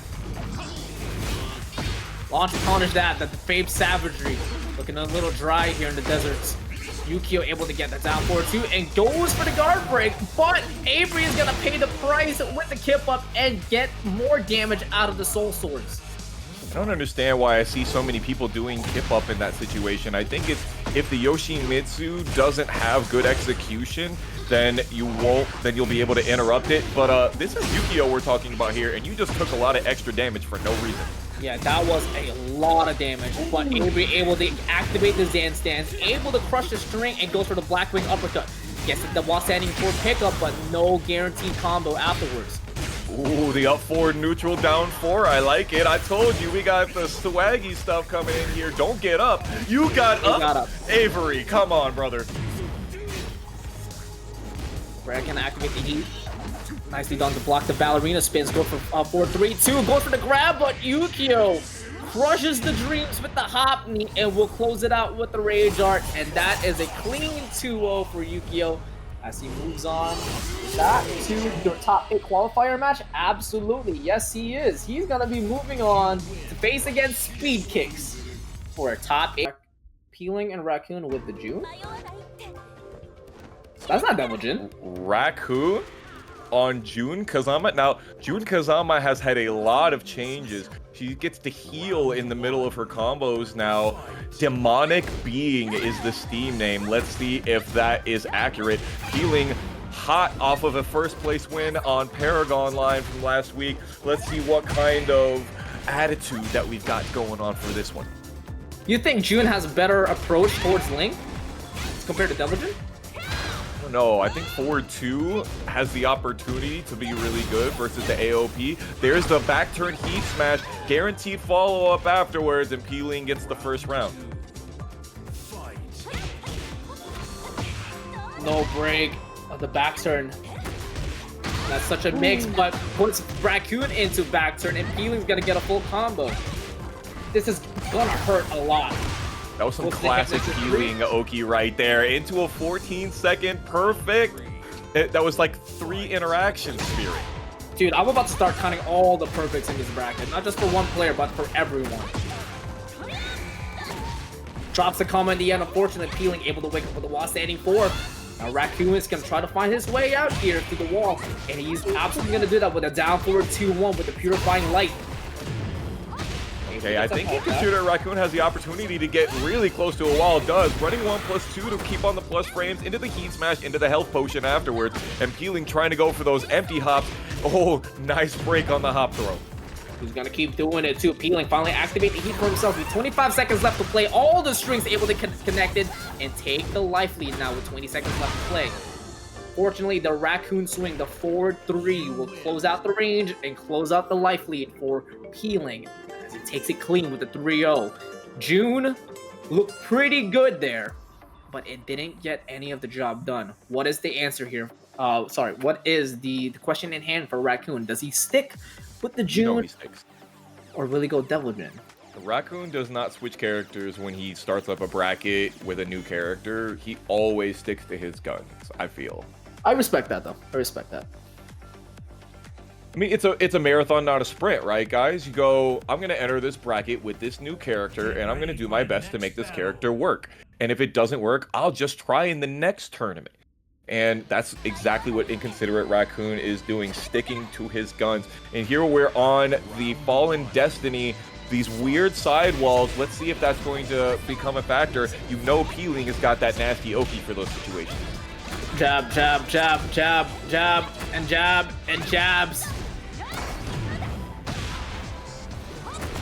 To change the game plan here. Raccoon able to get the side step into the can, but the thing is, Peeling woke up with back turn.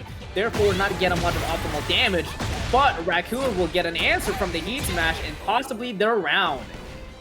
That was a swaggy combo. It did like 4 hits and did 50% basically. Just waking up into the blossoming flower, the hypnotist unblockable tech roll, and damn shame. Hurts. It hurts, but you know what also hurts? This counter hit with the down 2 into plus 14 hop kick guaranteed. We'll drop the micro dash on the jab, therefore losing out the wall combo. But Inconsiderate Raccoon's got a health sweep of their own and put on the pressure after the axe kick. Here we go. Peeling looking in absolute trouble. Tries to go for the wall bounce, but Raccoon was absolutely ready to dodge it and punishes Peeling. That pressure was amazing. The 1-2 into sidestep and the 1-2 into sidestep into the plus frames like 3 times in a row. He was ready to have that pressure going. Peeling, though, already getting a launch and getting to dance and then heat burst and then be able to continue this combo. Oh no! The Purifying Light misses out because of the range. That was tragic. Inconsiderate Raccoon is able to get out of there. But Nani? How did the heat smash win? AOP? OP is right, I believe we would say. Sidestep 4 starting some of this pressure. Peeling is getting hit while trying to move. Inconsiderate Raccoon trying to use the jab just like Peeling was earlier and uses the heat burst to try to keep that momentum, but the sidestep 4 counter hits them. And now it is in trouble for Raccoon. You know, Peeling was going to take advantage of that mental obstacle, and Peeling immediately evens up. We have another set point versus survival point. Can Raccoon lock in and even up 1-1? Can he endure? Ooh, he was able to get the counter hit with the Gen stand slow, but didn't commit. Inconsiderate Raccoon is trying to bait out Peeling's heat smash, succeeds with it, but does get hit by the back turn follow-up. Okay, tries to get another counter hit with the guaranteed hop kick, but that's completely okay. Raccoon still's got the driver's seat here, but Peeling able to sidestep right through the AOP. But this is out in the grab. He's got the bounce state, and Raccoon's gonna get a good damage output afterwards. Ooh, the running 1+2 whiffs. Peeling tries to go for the nasty stuff. Whiffs the throw attempt to delay it. Inconsiderate Raccoon sidesteps into block, into the guaranteed. Remember, she does not have a 15-frame launcher, but that 15-frame string will almost always be able to kill punish a Rage Art as long as you are below the rage threshold. And we got ourselves a Game 3 Spirit. Yeah, Raccoon able to survive afterwards. That would have been such a disaster if things went in Peeling's way after the whiff punish, after the whiff off that heat smash. I would have been tilted. I would have lost. But Raccoon able to stay alive and extend gameplay, and we're gonna go to Celebration on the Sand. Yep, small space. I think this is better for Peeling, honestly, to have this small of a stage, but Inconsiderate Raccoon likes to be up close and personal. He likes to get to know better, man. I don't blame him.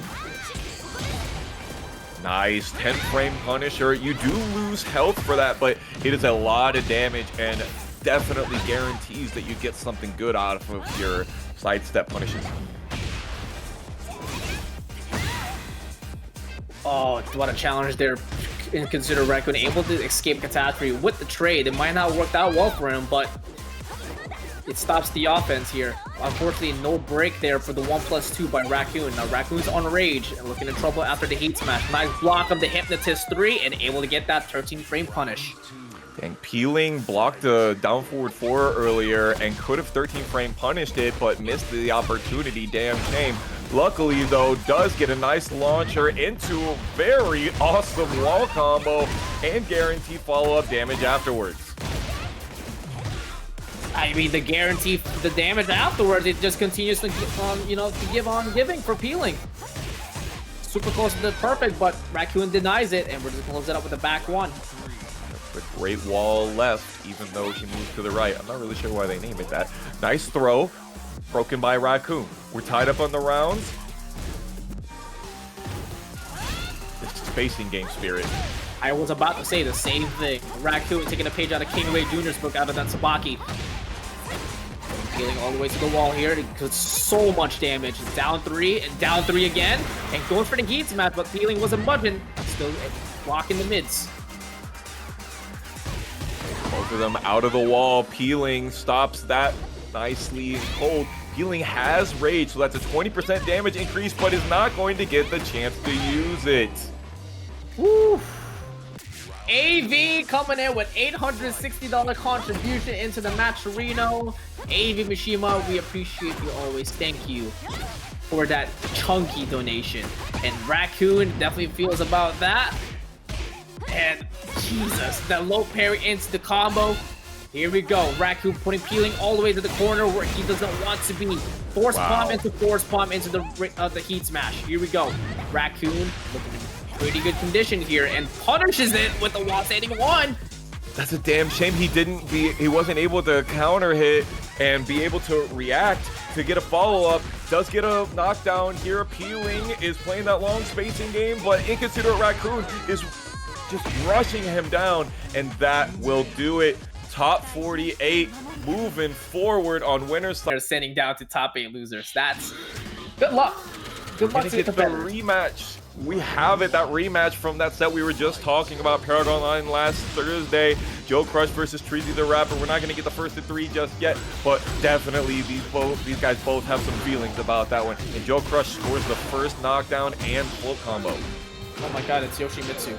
Yoshi Mitsu. That's got layers. We're in a different timeline here. I didn't expect it to be. Okay, you know what?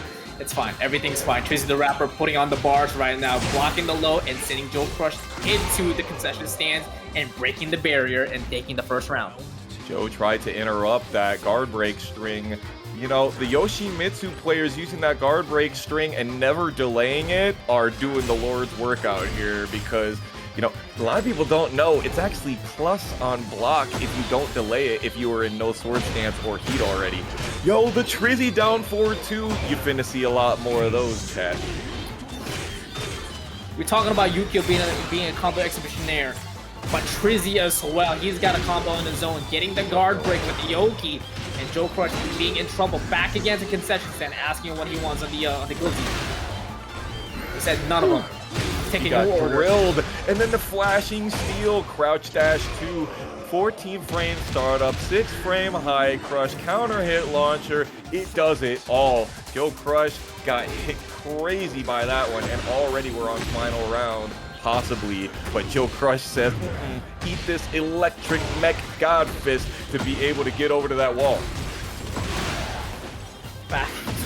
This time it's JoeCrush's turn to play the game, putting it on the offense, and Trizzy, he might have the good positioning. That could have been problematic. That could have been a replay of what happened to Paragon. Okay, I like that down back one there. Very good option in that situation after the Dragonfly 4. JoeCrush staying alive. The whirlwind spins here, just gonna keeping it neutral, keeping it safe for Trizzy. Doesn't want to do anything too crazy, but activates the heat, putting himself on fire. Okay, Trizzy gets the long range block on that heat smash.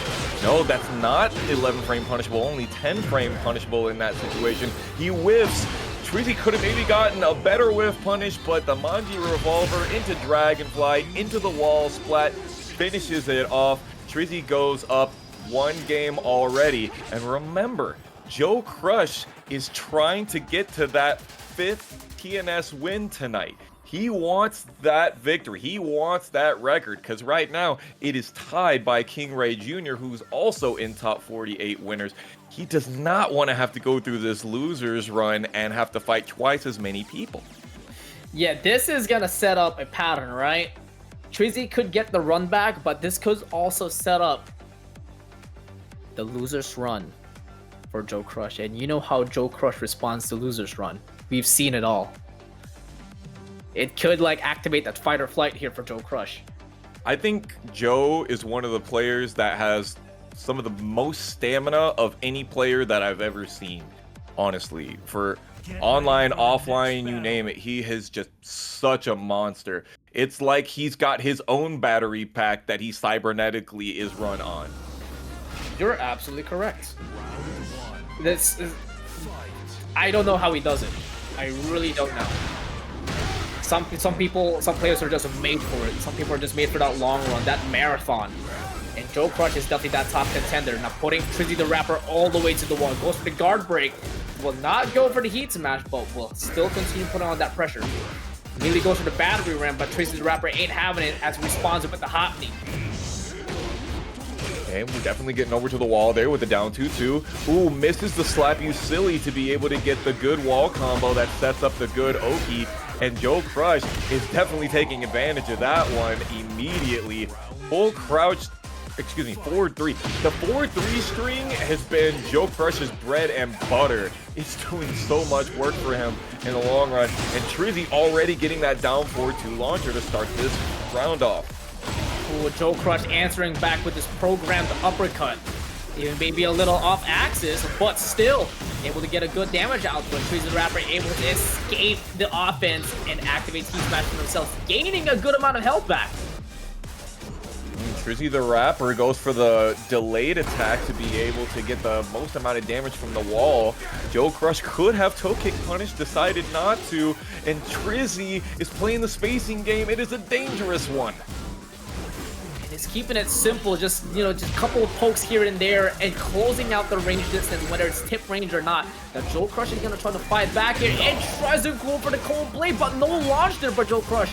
No punish at the back, 1+2, but Trizzy the Rapper does not respect the frames and immediately goes for that counter hit down forward 2.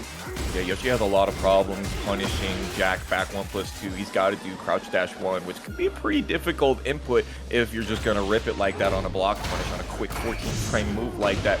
Trizzy already closes the gap, has JoeCrush with his back against the wall, but Joe says, I know you like to do that move that leaves you aerial. How about I put you over on this wall over here?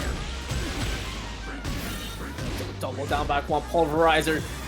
Doesn't want to keep it on the low, and Trizzy tries to challenge with the heat smash, and JoeCrush just says no with the forward 2. We're on survival point here, and Trizzy the Rapper is going to try to get that reality check after that heat engager. Already spinning the heat smash, and we're going to send the spirits away. But at what cost, Spirit? It actually put Trizzy in the map disadvantage to be able to get all of this. You do not want to be up against JoeCrush at the wall. Oh, he does forward 2 instead of forward 2 in the middle of his combo. Misses, and again the Spirited away. Both characters in rage, neither one with heat. Trizzy the Rapper has the ability to gain the health back here. Just again, he's playing the spacing game again. Back 1+2. No answer. And you're gonna go for the baseball slide. Unfortunately, it's not safe. Trizzy the Rapper gets the home run for himself and ties it up. Trizzy could have gotten hit by that baseball slide. I don't know if he would have survived it, but that move is punishable on hit. You can get hit and then still wake up and do your big giant combo. Survival point versus step point here. No, the heat burst does not work up against Brad. The Spirited away, stop your opportunity. And JoeCrush spent the heat smash. Unfortunate.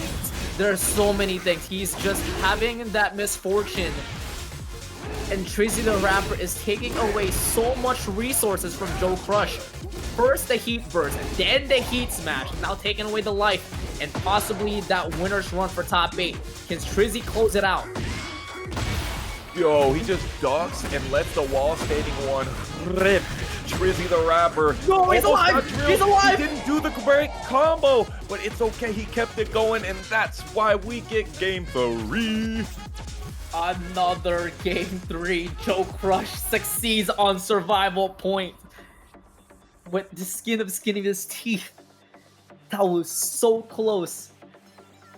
Maybe luck is still on his side. Maybe it's still there. Maybe the run is still alive.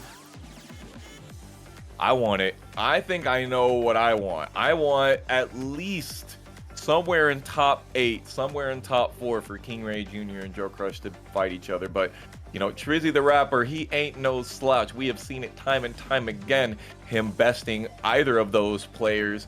And we can see it. The proof is in the pudding right here.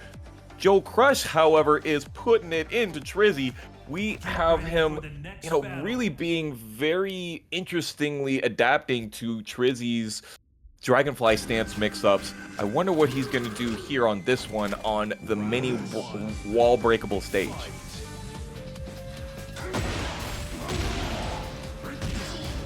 Gets the first blood, rips out the third string of the pulverizer, and Trizzy just doesn't want to deal with it anymore. Goes for the hobning and immediately evens up the life. Cross swords, goes for the double leg sweeps. Just spins away out of trouble and goes for the heat smash. Tries to go for the mix up in the mids, and JoeCrush tries to respond back with a plasma barrier, but Trizzy just doesn't want to jab. He's just playing so patient. JoeCrush trying to keep that distance, but Trizzy just using the 3-4. Finally lands the crouch dash 2 flashing steel when Joe had his back to a wall, it wall splat, and he killed. No punish on the programmed uppercut here. Hold on. So double heat burst right there. Both players are starting to cook. Trizzy the Rapper turns his burner off, and JoeCrush pops the bubble, tries to get Trizzy through that wall. Trizzy says nothing doing.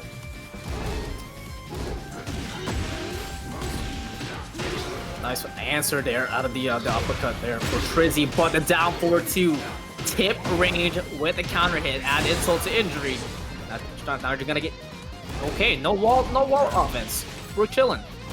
again, no attempt at the punish on the back 1+2, but Trizzy just uses it to be able to get that positioning and 1 round away from sending JoeCrush down to losers. He's been in this position before, but can he close it out? You already know that he's not going down without a fight. I do not see a no-round Brown here. There it is, full crouch into the cross chop. Tries to get the throw, has not succeeded in getting a throw on Joe just yet. And it looks like we're headed for a corner. Never mind, the wall instead. Tracy out of heat, he's extinguished. JoeCrush activates him, he's on fire. Sidewall doesn't matter, still get a great combo output and has the life lead now. We got 25 seconds left to play and he's gonna respond with the 4-2 out of the Dragonfly. Able to break out of the 1+2 here for Joe, and both of them are on rage. Goes for the cross shoves and the 4-2 guaranteed. JoeCrush stays alive. He said, boy, talk to this hand. Talk to it again. Counter hit style. And the whip punch on a down 4-2. JoeCrush is looking lively. Putting Trizzy all the way to the wall and goes to ground pound. We could be seeing a final round here. Remember, he first cannot kill. JoeCrush not worried about getting hit by the Spirited Away. Trizzy the Rapper doesn't really have any recoverable life here. Does do the wall standing for instant wake up, and he's got a baseball slide to style on the end of it. We got a final here. Both walls are still not broken. I want you guys know that. Goes for the guard break. 2-4. Goes for another guard break again. He ran out of heat. He could have done the heat smash, but he ran out just in time to keep Trizzy the Rapper alive. And the body press, crack him in the end. Drill straight through Trizzy the Rapper's chest plate. And Joe... Another quote-unquote team kill of PhiDX versus Tone. And now we're going to go straight into the match for our another top 8 qualifiers. Machine Gun Wizzy versus Shadow 20Z, Dragunov versus Zafina. I like Shadow using the Zafina in this situation right here. I got a feeling that he's using it so that he can be evasive versus a lot of Machine Gun Wizzy's normal tools. Sheesh, speaking of which, that was a power drill that Shadow 20Z pulled out there. You got a machine gun, I have the tool for every situation. With this counter hit, Russian assault, putting a lot of work into Shadow 20Z's health bar already. Yeah, 50% gone just like that, but Shadow 20Z is no slash on that offense and can definitely answer back. And just like that, we're back on, round 0. Pidgey Wizzy. That rated R gameplay looking quite confident as Shadow 20Z takes a little of a life back. What a read there by Shadow!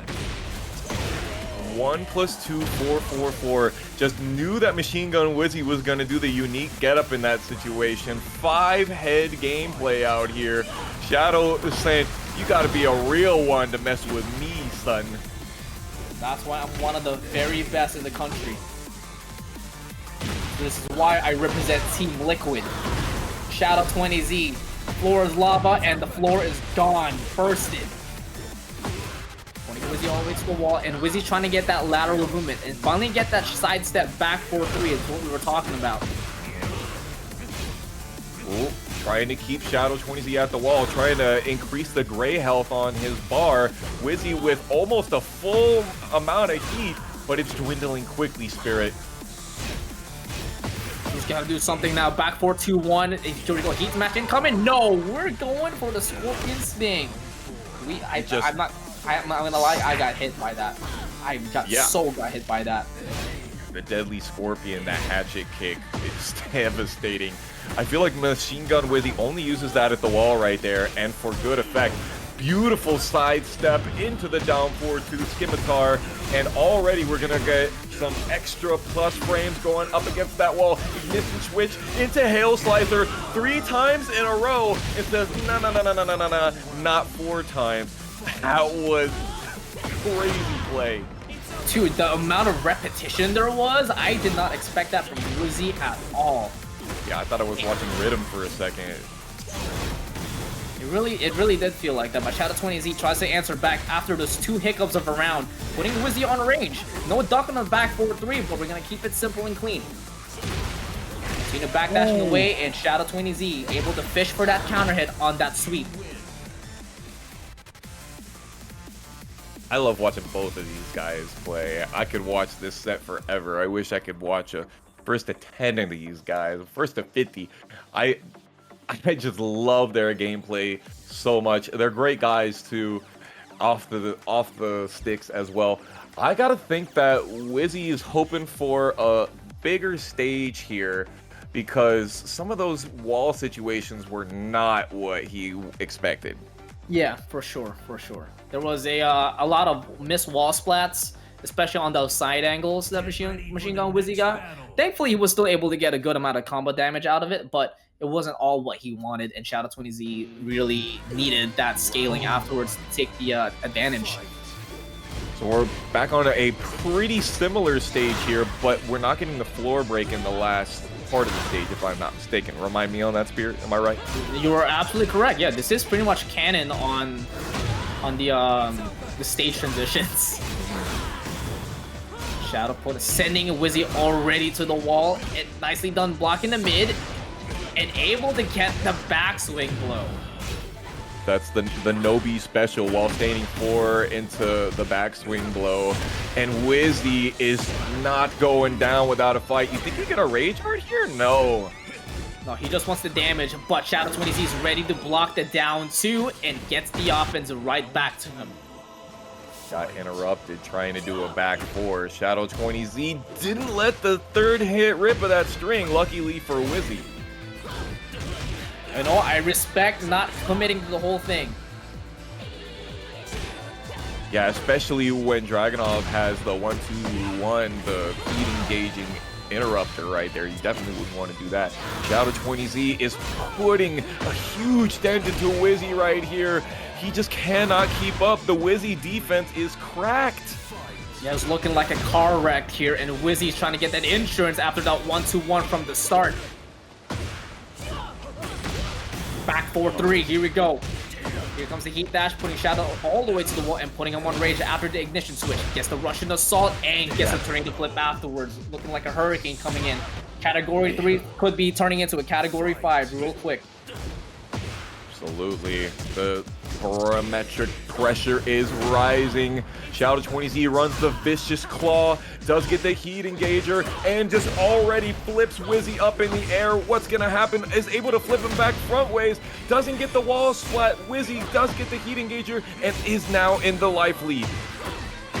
What a step there for Shadow 20Z out of the ultimate tackle, and he's able to capitalize on the punishment with the launcher for themselves, and Shadow's looking on fire in a bit. Speedkicks playing the Nina as we expected versus Yoshimitsu. This is a very nuanced matchup. Let's see what kind of stuff Speedkicks has got for us with the low tier Jod.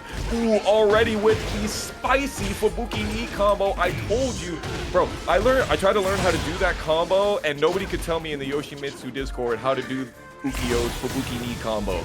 He's like the only one that can do it, I swear. Hey man, sometimes you gotta unlock the scrolls for yourself. He ain't telling that to the public. Whew, another full crash down 4-4 into the Indian stance to get the pickup. Ukiyo spinning speed kicks back against the wall, and another samurai cutter here for Ukiyo, and possibly another perfect. We tried to do the Manji spin kicks. It allows you to go into an Indian stance transition that is unique to that. And then now that new Indian stance 3+4, just speed kick getting totally blown up by the Yoshimitsu Manji scrolls. Back turn, no, didn't capitalize, but that's completely okay. Get some damage a little bit, but Ukiyo, it's his turn to get have his combo drop after the Fubuki knee. Down 3-2 there was very interesting for a whiff punisher for the unblockable low. Speedkicks used the blonde bomb to push Ukiyo back to that wall and continue the Nina Williams pressure, one of the hardest characters to deal with at the wall. Hardest character to deal with in general. Yeah. Goes for the heat engager. That's just with the charge up blonde bomb, but Ukiyo having a reality check after the flash, able to connect with the heat engager guarantees. I can't believe Speedkicks forgot that he's not allowed to do back 2-2, especially in a situation against the wall. Blonde Bomb does find its mark though. Heat dashes into extra damage. Sidestep 4-2 does counter hit, and Ukiyo loses the rest of that life, and already Speedkicks has tied it up. Jumping? No, he's definitely jumping back against the wall where he was the first 2 rounds. Ukiyo has a great start and goes for cross swords, tries to go for the Dragonfly mix-up, able to spin away from troubles of the bomb, but Speedkicks was absolutely ready to block his ankles and gets the wall standing 2 punish. We're going to be breaking the first layer of the wall and possibly the balcony. Standing 3-2, great option. I like it. Spins into the situation where Speedkicks had his back to a wall, but Speedkicks steps and Ukiyo not breaking the throw into the Indian stance into death. That right there is something that I have felt a million times. Indian stance, if you start to move at the wrong range, you're pretty much guaranteed to get punished by your opponent because you're not going to teleport away. It'll just make you turn around back turn, and that's what Speedkicks knew was going to happen. He dashed up, got the down back 3+4, geyser cannon, back turn launcher, and all of that momentum, all of that damage that Ukiyo had built up in those first 2 rounds just completely went away because he thought that Indian stance was an okay thing to do because they buffed Indian stance a little bit in the last patch. Tragic. It is absolutely tragic, and the best part about it is that Speedkicks used the perfect move for that because sometimes that move will tend to whiff on certain hurt boxes, and Indian stance is one of those, has sometimes got that AOP properties. But disregard that because coming up in the next match, Ukiyo yet again starts off with another samurai cutter, putting Speedkicks in the other side of the wall. Notice how he did the flea run. The last hit of the flea run will break the floor. This is a hard floor break, so you need that to happen twice. Speedkicks spinning out of the way. Excuse me, Ukiyo spinning out of the way of Speedkicks. More of these spins is doing work for him. You gotta think that the throw is happening soon. Coming up really soon. 20 seconds has passed. Both of them are equal health and no heat distributed. Yo, he didn't do the second hit. Unfortunate, he could have gotten a whole float combo. Does Speedkicks catch Ukiyo trying to do something funny? No, sir. Immediate rage art. Do the easy stuff. Watch this cutscene. Check this out. Slices his blood from his fingers to save the sword and be able to take the power of the Soul Calibur, the Soul Edge, and take Speedkicks' soul away from him. Job's not done yet though, hold on. Elegant Pal showed that Speedkicks can really bring this back into disaster. Ukiyo's gotta stay locked in. Oh, the jab checks, what we were talking about earlier. Yep. The Ivory Cutter being able to send Speedkicks' opponent down to the ground. I don't think that we're going to get ourselves to a wall. No, the 1-2-1-1 plus 2, the kiss shots. You get 5 of those, and Speedkicks could have killed already there, but he said, I think I'm going to kill anyway. I think I want to save this floor break for later. Double Ivory Cutter, down forward 1, think it was going to go for low. Yeah, Ukiyo tried to go for the hop knee to be able to kind of evade, but not working. It's that small Tekken that Nina's known so well for. There's the heat, the flashing steel counter hit launcher. He's just running into him with these flashes. We're finally breaking the layers, going to the deserts of time. Speedkicks gotta try to find that timing here. Ukiyo goes for the heat dash up the cross swords. Heat extinguish. Tries to go for the mix-up here after the spins. Speedkicks gets caught by the down forward for a counter hit. Ukiyo is looking pretty confident in this situation. Speedkicks does have a good amount of health. Gain back, tries to go for the down 3-2, and activates heat finally. You could spin like 4 times and still be just fine in this situation. The stiletto heel down back 3. Speedkicks goes for it again, and then another call-out rage art. Yeah, honestly, that was risky. That was very risky. You could have died for that. That was not a punish. I was scared. I was like, is that the right one? He has to be doing the right one, right? Thankfully so. And he continues to do the right options, getting that down forward 2 opener. Ooh, the back one. He doesn't go for a lot of them. He's expecting a lot more of these power crushes. Speedkicks wipes the floor with Ukiyo. He's spinning away. He's got to wipe the floor of his own. 13 seconds left to pass. Ukiyo activates heat and gets the counter on the 1-1's heat burst and making it 1-1 on the score. sending Speedkicks into that final game territory here. I love the combos that we're getting to see here from Ukiyo. I know I've said it before. In that last game, we got to see full crouch down forward 4 Did we crash into again? crouch cancel down forward 1, down 2-2 into all of that wall carry. He's so good at all of that. And yes, I do believe that we may have had ourselves a little bit of a production problem in the background, but hopefully we be back very shortly. But we gotta keep on going. The show must go on. Live stream or not, we doing it like we always do, Tony. Time to put in the entertainment for Mincy. Let's go. One audience is 100 gets audience. hit by the down forward 2 already. Can we get through the wall? No, doesn't even need it. Ivory Cutter and Ukiyo responds back, retaliates with a crucial counter hit. Tries to go for the tackle and goes for the crouch mix-up for the mids. No full crouch lows this time. Ukiyo able to get the better end with the double cross swords and putting Speedkicks all the way in the corner, having him eat all this chip damage and finally get the desserts of the Samurai Cutter. The very, very last kick, all 6 kicks needed to be able to kill Speedkicks in that situation. And Ukiyo putting on some of that work. Down 4 into no sword stance flash. That is the dude with hoodie classic we saw right there. And you're gonna go through this wall. And if he sidesteps a little bit, he can get even more wall combo. Yeah, that sidestep jawbreaker, able to carry the distance of the wall carry to add additional damage to the wall ender, and Ukiyo exposes Speedkicks' ankles and goes for the low, and he is 1 round away to meet KingReyJr in winner's top 8. Speedkicks is being very discerning with his button usage here, wanting to really try to keep Ukiyo not getting hit by those timings. Does go under, gets a launcher, gets nothing for it. Speedkicks in the ensuing scramble gets a launcher of their own. Through our back turn, we're scrambling all over the place, falling everywhere. Tries to go for the front flip into the slap here, but Speedkicks looking so much in trouble. Goes for the jab and tries to go away, but it doesn't go anywhere. Ukiyo seeing Speedkicks shoot blanks and tells them that don't bring a gun to a sword fight.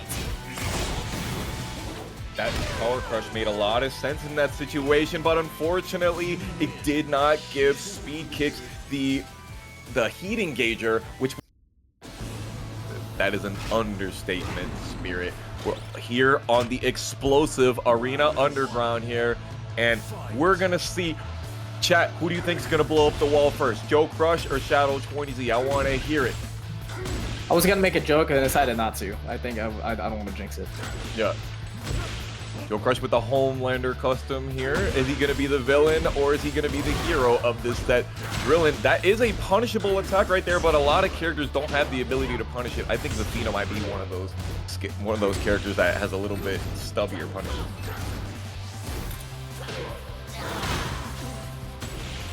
Oh, that could have been huge. Yeah, that could have been huge.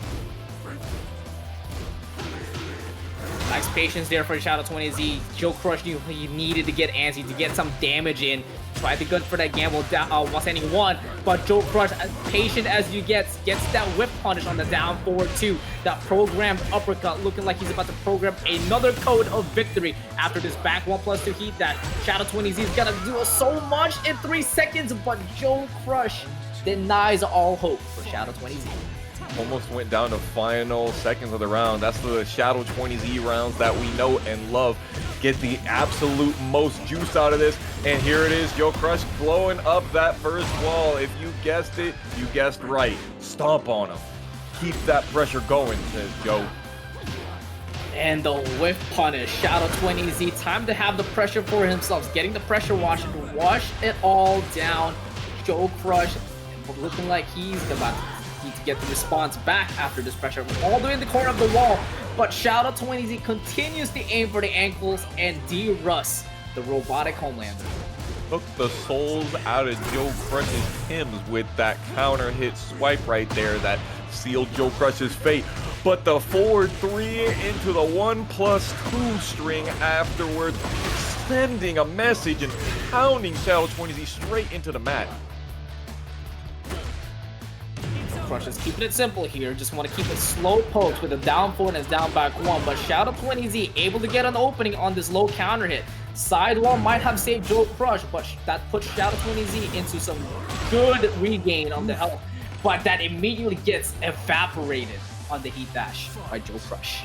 Yeah, that last hit, that electric mech god fist follow-up right there, you don't think it's gonna kill, and I feel like it always does.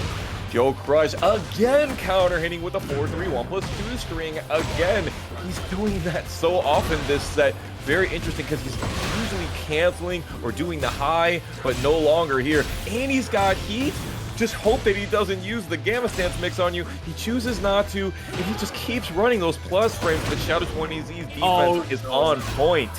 Oh no, and that's what you don't want to deal. Shadow20Z back against the wall, activating Heat Engager to get so much of the gray health back. Slowly withering away. Punish from Joe. There's the 12-frame heat smash from Shadow20Z. Just lets it rip, catches the timing of Joe, and we're on final round. Gets the homing with the forward 1+2. JoeCrush on his side. He still got that explosive wall behind him. He's got to be really careful, but JoeCrush putting on the pressure, catches Shadow20Z crouching, and gets the guaranteed crouch grab. And there's the heat smash. That's going to be guaranteed. Is he going to baseball slide? No, Shadow says, I'm going to do a little bit of keep out here. And Joe says, that's fine. I'm just going to run up, backdash. You're going to get nothing for this. And Joe goes up 1 game in his attempt to be able to make it to that 5th TNS win. I've been saying it all night. I want to see it. JoeCrush versus KingReyJr Grand Finals. I could see any of these guys up there, but these guys have been back and forth talking about it on Twitter. KingReyJr says, can JoeCrush stop me? I want to see it. It's the tale of the tape. It is what the prophecy is told. Ready for the next battle. But you know Shadow20Z is one to break prophecies. He is the one to make his own destiny. Absolutely. The Arslan Ash Slayer, back when Arslan Ash was on his big runs and just destroying tournaments. We remember that he got 6-0'd by Shadow20Z back in the day. So if you think somebody got that dog in him, you know that Shadow20Z is in that category. He's got that ice-cold killer in him, man. Counter hit right back at you. No, a little bit too far to get the follow-up on the combo. Well, there it is. Once again, chooses not to go for the heat engaging crouch throw in that situation. Pops the dirty bubble, doesn't get the good wall splat. Shadow20Z does catch that with punish and puts some work into JoeCrush's life bar. And you know that Shadow20Z able to get the whiff punch, even with the micro dash, that down forward 2 able to connect. And he's able to cancel out his heat burst with the just generic low. And Shadow20Z is gonna capitalize after this heat dash and goes for the Rage Art. And remember that in heat, she has the ability to power up her moves that have the Azazel arm to become power crush moves, armored moves. That's what happened there in that last situation that gave Shadow20Z the ability to kill.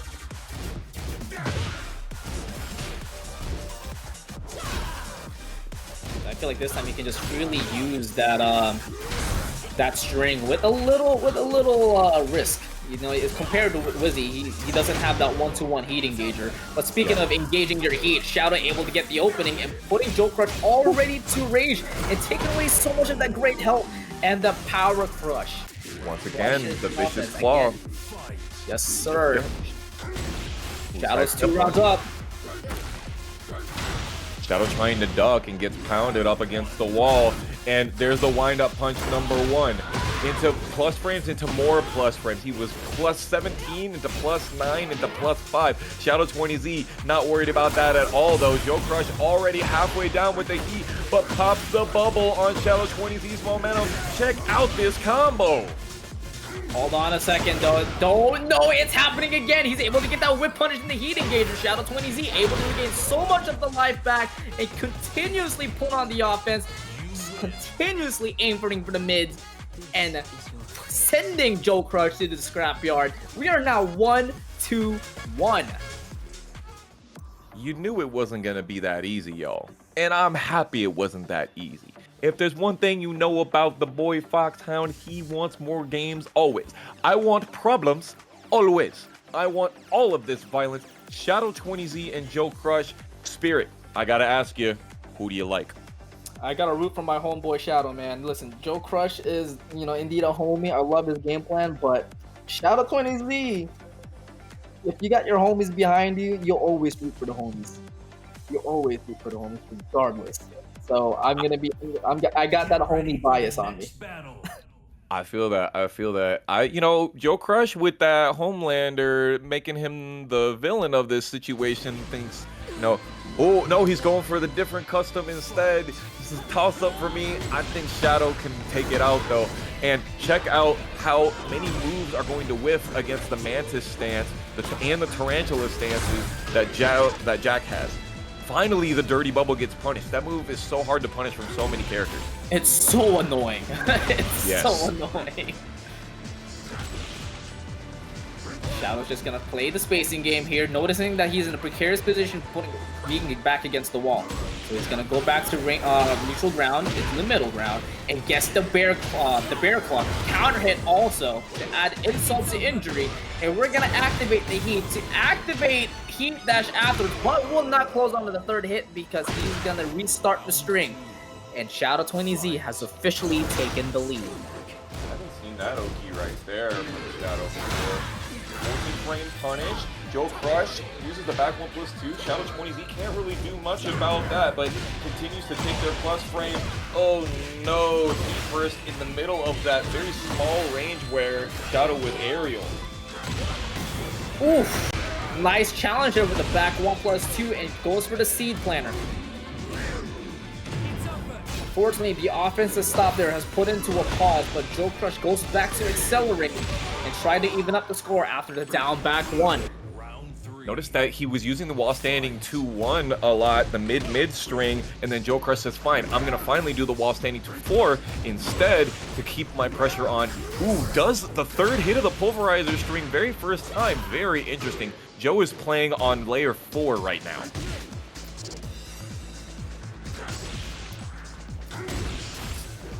Shadow just playing super patient, but JoeCrush, noticing that he's gonna go for the offense, immediately plays the keep out with the back 1+2. Another seed planner here, and JoeCrush is one round away to book himself a spot in winner's final.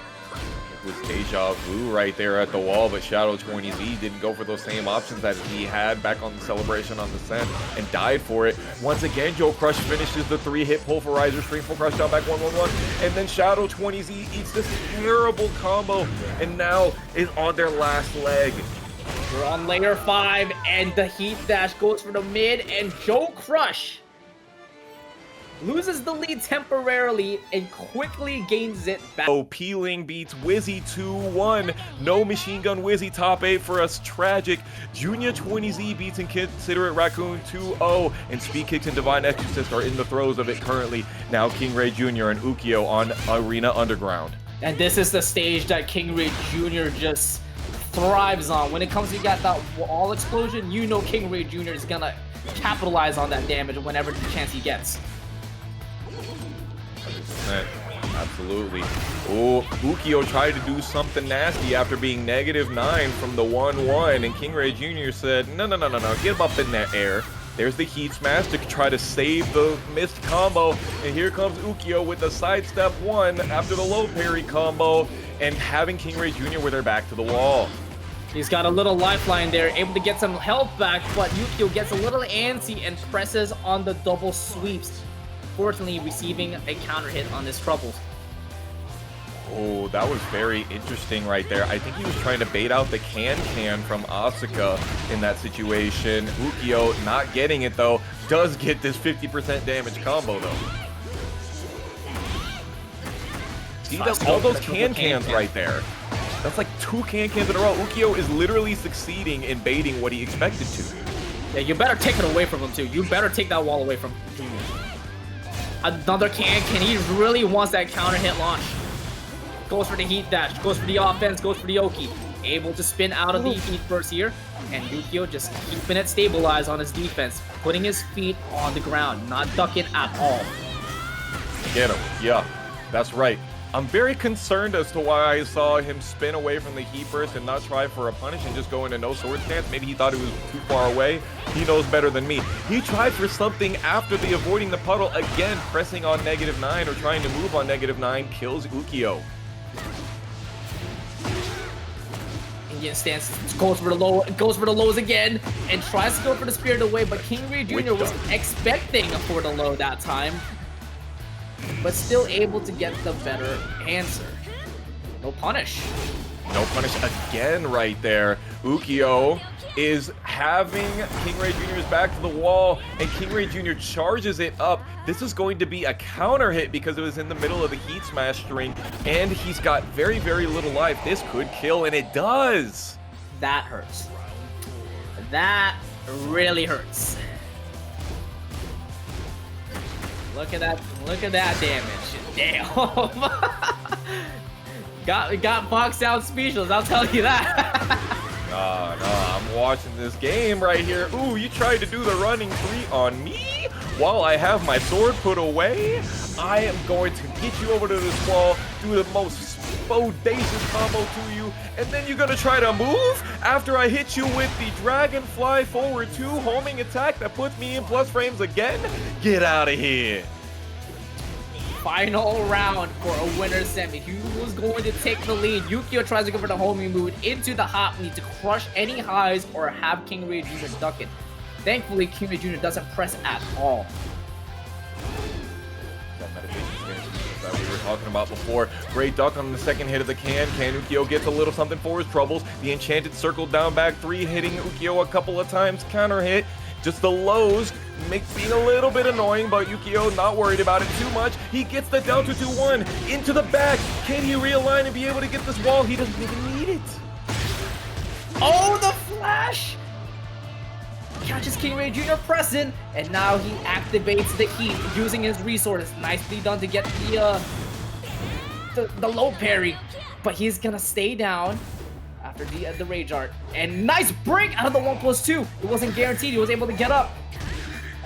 Oh, makes sense to do the punish there. He is just walking all over. He uses the backwards avoiding the puddle, which is launch punishable on block if you have an option to be able to do it. But KingReyJr. did not block it. Perfect option right there. I gotta tell you guys, the clips, they are coming.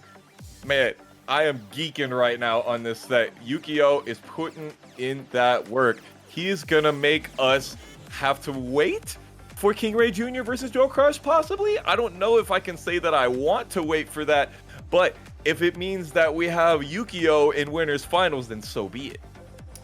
Okay, correct me if I'm wrong. Yeah. But were there so many opportunities for Ukiyo to close out the round earlier? 100%. 100%. Okay. Yeah, he had like 2 or 3 different times where KingReyJr. had whiffed. He whiffed the Rage Art and he tried to go for grab, which would have been guaranteed had he been able to, you know, catch it on time. Which, you know, you do your 11 frame attack and think if it works, I kill him. And if not, you know, he can still break the throw. It's not a bad option. So, yes, but definitely Ukiyo had opportunities to close out earlier. Let's see what he can do in this round here. Does get floated out of the Indian stance.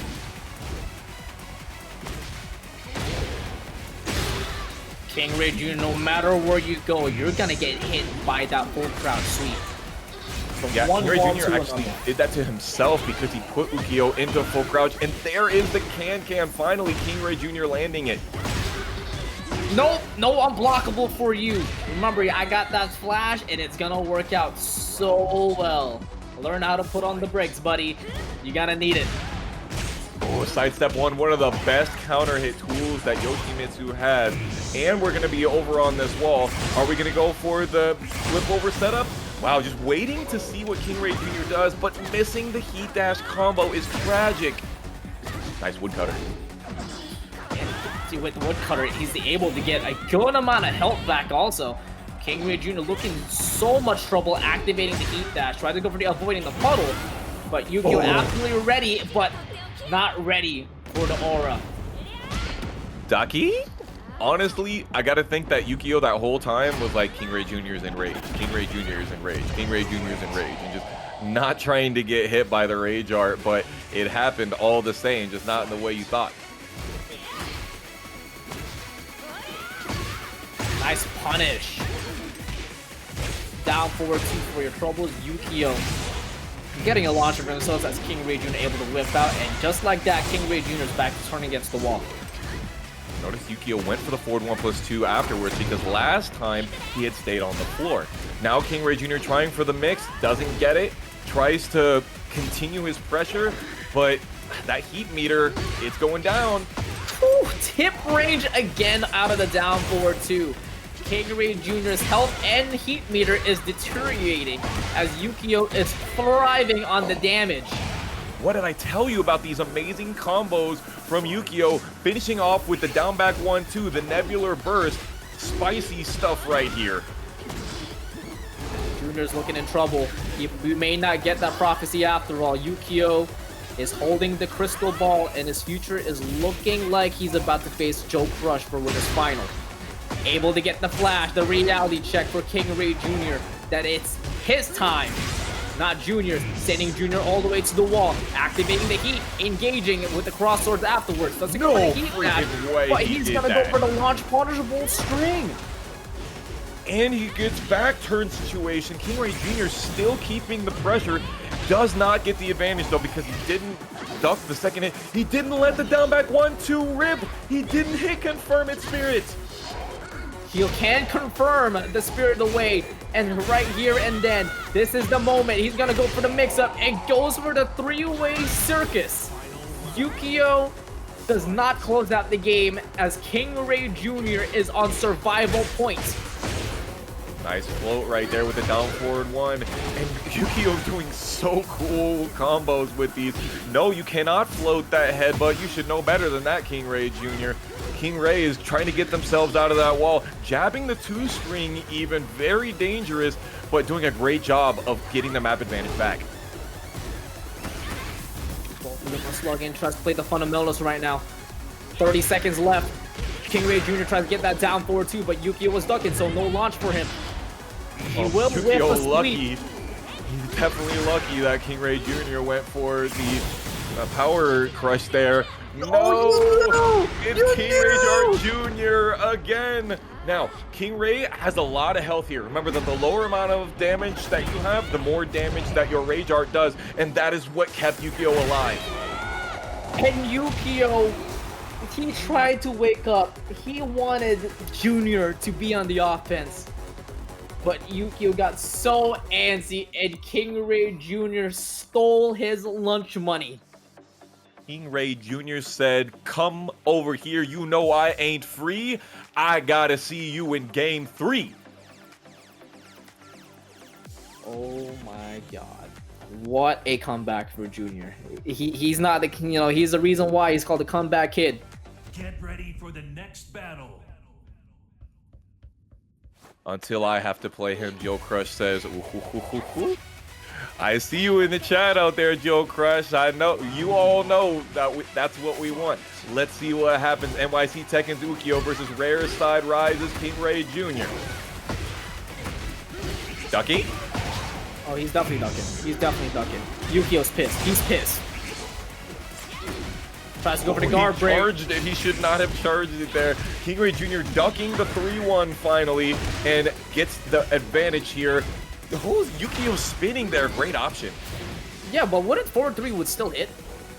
Regardless of spawn or it's not? the distance.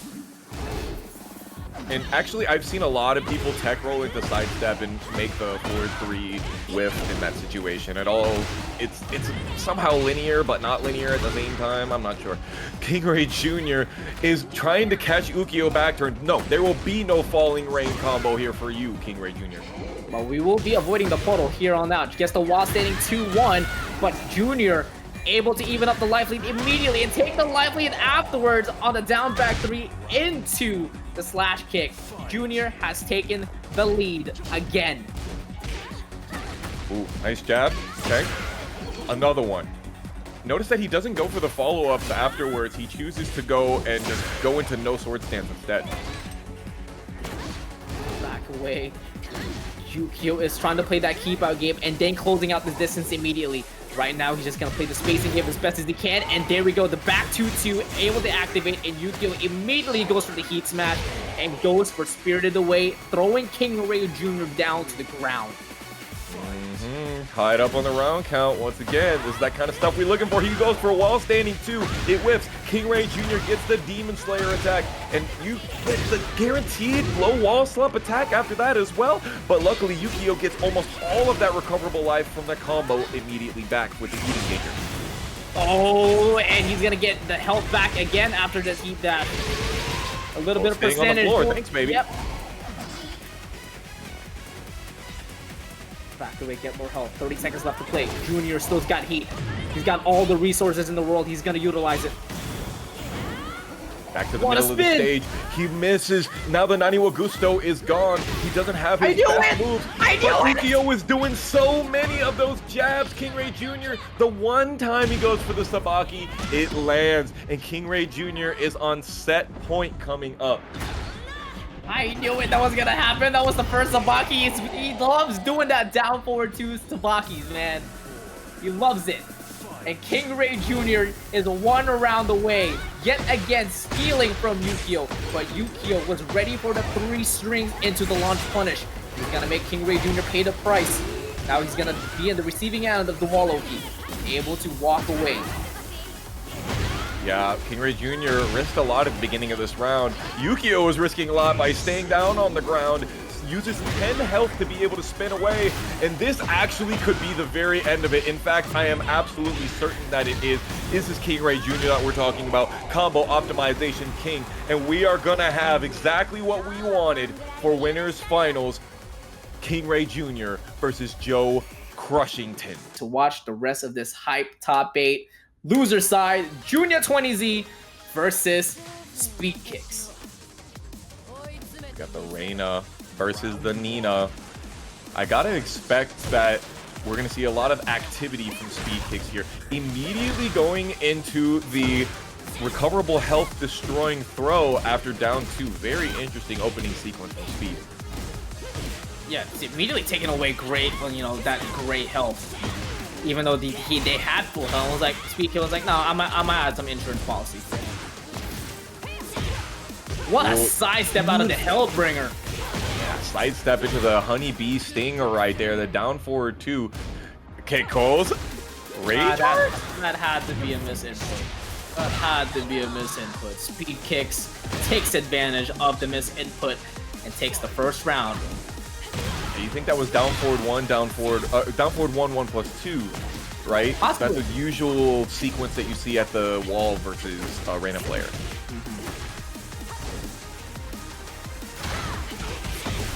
Punish the Blonde Bomb.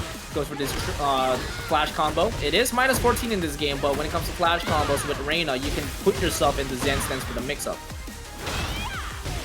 Swaying backwards, Speedkicks makes Junior think that he has the opportunity to get out, but then just puts the pressure right back on with the down forward 1-2. Smart enough there for Junior, realizing that Speedkicks was moving to their left after every time it was forward 4. There we go, Yeah, Electric comes in, right. first launcher for Junior 20Z, sending Speedkicks all the way to the wall, but will not get the tornado flip in the end because of the wall low splat. I think that last hit, counter hit, that back 2-2 only is guaranteed on counter hit right there, and got all of that sidewall splat. Speedkicks trying to go for the spider knee follow-up, and then down 4-1.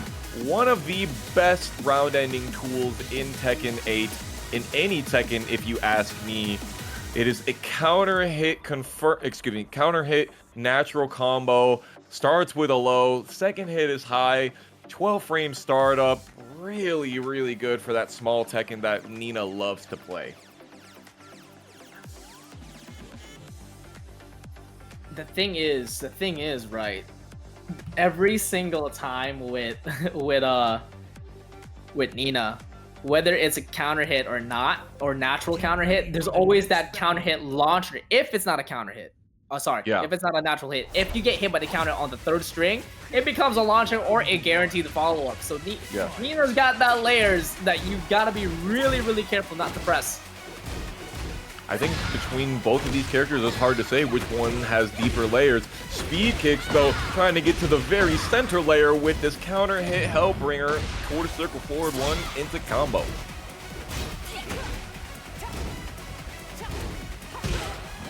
Down 4-2 the trade. Here we go. This works out for Speedkicks' favor so well. But Junior able to escape catastrophe and finally put on some pressure for themselves. Able to activate the heat smash and regain a good amount of health. Blonde Bomb, despite you being in the air, still be able to get that connection. And from one wall to another, there's no problem for Speedkicks and this Nina. He did it again. Round ending down 4-1 once again.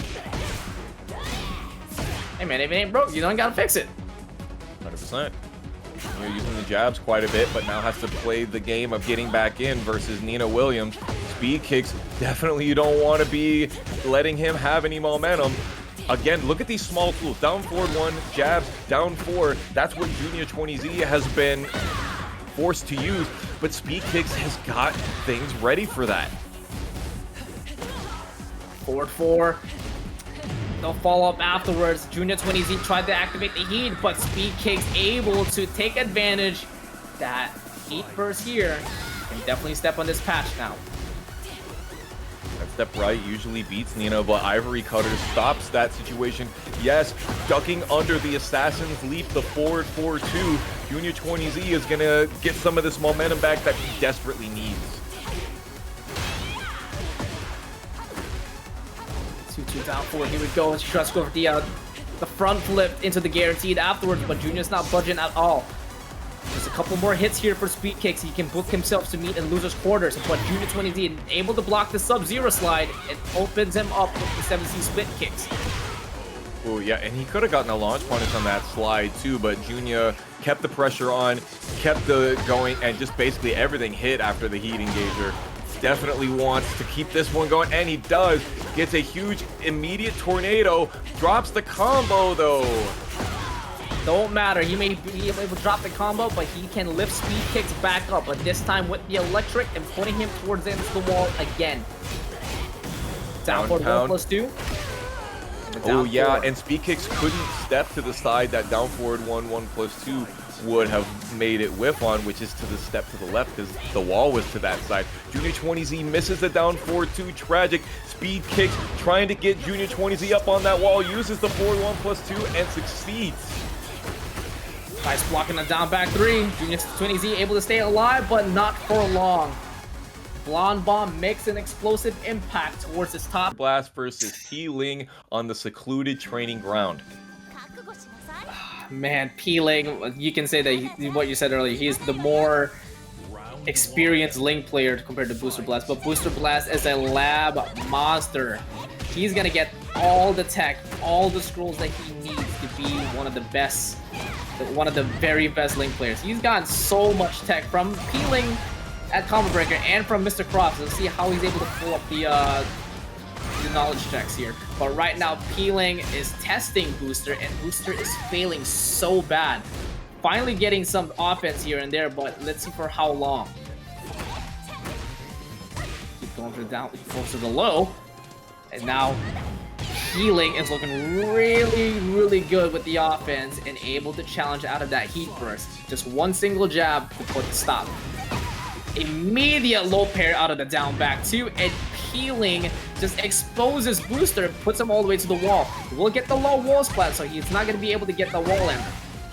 Beaustar's able to retaliate.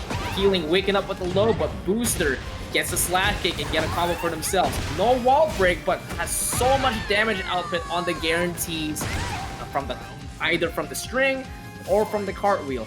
And Beaustar Blast able to even up the score just like that. Move the raccoon swing into the immediate counter hit launcher. That shoulder, that elbow doing a lot of work right here. Ling gonna go and get that spike into the guaranteed extra damage. It says maybe I'll break this wall, maybe I'll do it later. Who knows? Okay, here we go. Side wall does not matter, as that combo itself just realigned by themselves. Yeah, that was insane. 444 is really interesting as a combo realignment tool, and actually I would say that Beaustar Blast did himself a disservice in that situation because he could have maybe realigned towards the wall and got the wall splat into something a little bit better, but all the same, Peeling gets a combo, gets a scramble afterwards, uses the mistrust afterwards as well, and then the butterfly kicks to put the final exclamation point on that round. Peeling looking absolutely solid, looking menacing in this Ling mirror. The offense right now for Peeling is definitely more sharpened compared to Beaustar, but the defense right now as well, knowing when to use the parry and knowing the punishes also.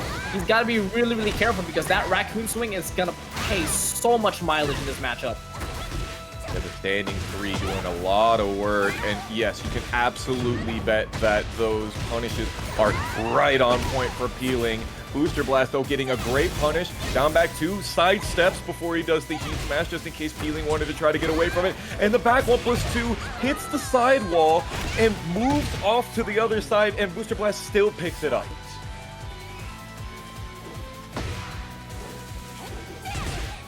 Oh, what a sidestep into the Phoenix fan here. Booster Blast getting the lead here when it comes to into the round, because he's a couple interactions away getting the first one. Going Peeling all the way to the wall, but the interactions has changed. Now Peeling's got the better positioning. Okay, awesome. Great job using the heat dash right there. Peeling gets evaded by the AOP stance, but Booster Blast doesn't get the float that I'm sure that he wanted to be able to get, the wall splat. Peeling has a lot of gray life left. What is going to be the situation? 20 seconds, nice break out of the waning moon, and the back turn mix-ups are working really well. Able to duck the grab, but will not get the fully kill. But the firecracker will not explode as Booster Blast able to block their ankles and get the perfect punish afterwards. Hey, that right there, I just want to point this out. Booster Blast definitely knew the correct punish for the Ling Xiaoyu Firecracker. That attack right there that leaves Ling so low to the ground and makes it so difficult for people to punish. He certainly has done his homework. I'm telling you, man. Peeling might have the defense and the offense locked in better, but Booster Blast got all the scrolls, all the tech that he needs.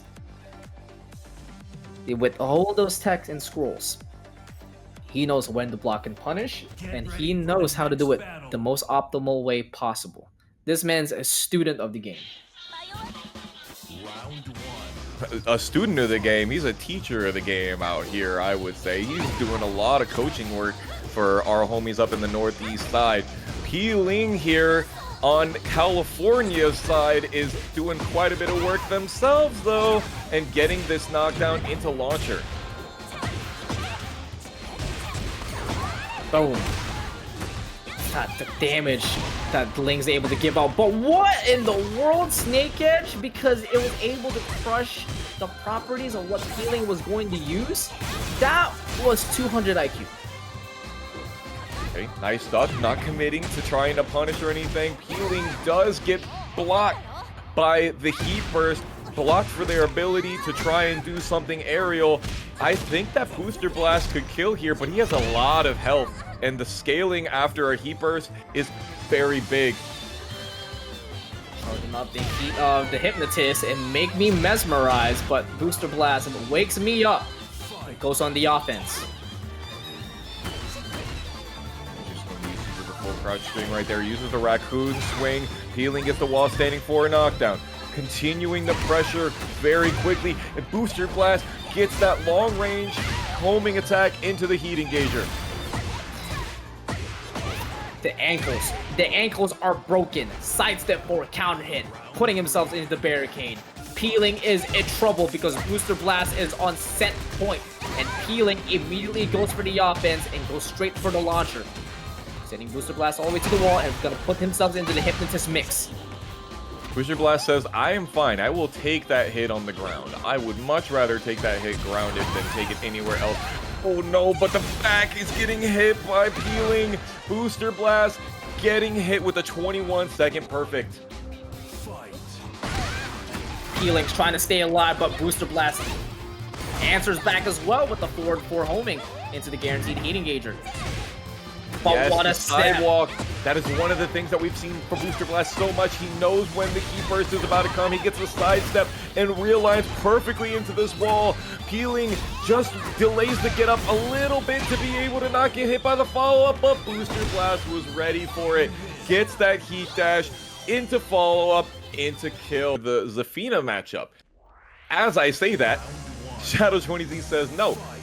He doesn't need to be ready for the Zafina matchup. I'm going to be playing that small Tekken game with the Claudio instead. Yeah, look at the back three. This is Shadow20Z AT. Back three, back one. You're going to see that all day. Speedkicks already has Shadow with his back to the wall, but Shadow20Z says, I'm going to twice in a row do this back 3-3, and you're going to get hit with this knockdown follow-up. Yo, the back one whiffs, and Speedkicks gets the Geyser Cannon, but unfortunately the long-range wall carry not with him this evening, and already spends the heat dash. Nice 1-2 into the sidestep. Speedkicks tries to get the wall standing 4 and then tries for that round ending down 4-1 that we have seen many times, but Shadow20Z rejects it.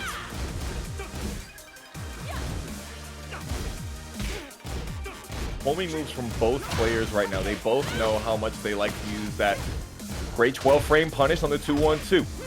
Speedkicks with the down 4-2 though sends Shadow20Z up in the air. We're going to expect to see a wall here, and we do get it. Wow, that low wall slump. Speedkicks knowing that, so good.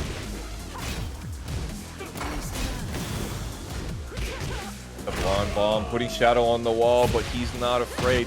Maybe he should have been though. Speedkicks ties up the round. No punish on the down 4-2. Tragic. Nice down 4-1 to get the flow. We're gonna move up there. Just get the homing move on the end there. Very interesting follow-up. And then Shadow20Z loses all of the recoverable health because he didn't break that 1+2 throw. That's gonna leave a mark. We got 40 seconds left to play, and Shadow's got a mountain to climb to fight against Speedkicks. He does have Starburst, has yet to be activated, nor Heat. But Speedkicks is putting the explosiveness with the Blonde Bomb, but Shadow20Z able to put up a shield and block his ankles, and able to activate the low parry. He still got low wall slump on the end of that Shadow. Sheesh. That's a little unfortunate, but Shadow20Z can definitely should still end the game. Speedkicks 2 rounds up, but the 1-2-4 counter hit, the all reliable. Pressing? Got hit really tough by that one. Shadow20Z finally breaking these throws. Does not duck the second hit of the sidestep 4-2, but didn't need it to be able to get a big combo into the wall advantage. Sidestep 4, double down the sidestep 4 into the back 4-3. Trying to get that back 3-3, but Speedkicks is not budging on blocking the lows. He's just letting the back 2 rip, not worried about the second hit of back 3-3. He says, you did it earlier in this game 2 times in a row. I bet you not gonna do it again. If you want to stop me, you're gonna have to stay frame tight. And that he did. He really put on the pressure, and Speedkicks did not give Shadow any space at all. Put that the theme. Claustrophobia is real. He did not let that man breathe. Shadow20Z is somebody that we know can switch characters in times of need. He chooses not to in the situation though. What do you think that decision is about, Spirit? I think he just needs to change up the approach. My diagnosis here, I want to see more Sky/Nova. I want to see more hop kicks. Speedkicks really aim for the ankles there, and Shadow was fully exposed there. So I think more hop kicks should be the answer here. Interesting. Let's see what happens here. Speedkicks already got a huge combo, but Shadow20Z is the one with the recoverable health here because of that big combo. Oh my lord, the Superman punch. That's Speedkicks' kryptonite, it seems. That's all guaranteed 2-2-2, but Shadow20Z exposes the Speedkicks ankle this time and closes it out with the low heat smash. Sidestep 4, Speedkicks gets a punish on it. Staying very close to one another.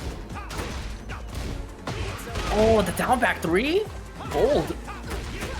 And maybe he thought that Speedkicks was gonna do a backdash into a delayed button. Didn't happen though. There's the very hit confirmable forward 4-2. And there is the Sky Slash Nova, as you mentioned it. Now it is risky in this matchup because, as you know, Speedkicks is playing Nina, who has an 11-frame heat engager, and Speedkicks is in heat, so that could be very dangerous. But Shadow20Z not worried about what would happen if I don't hit.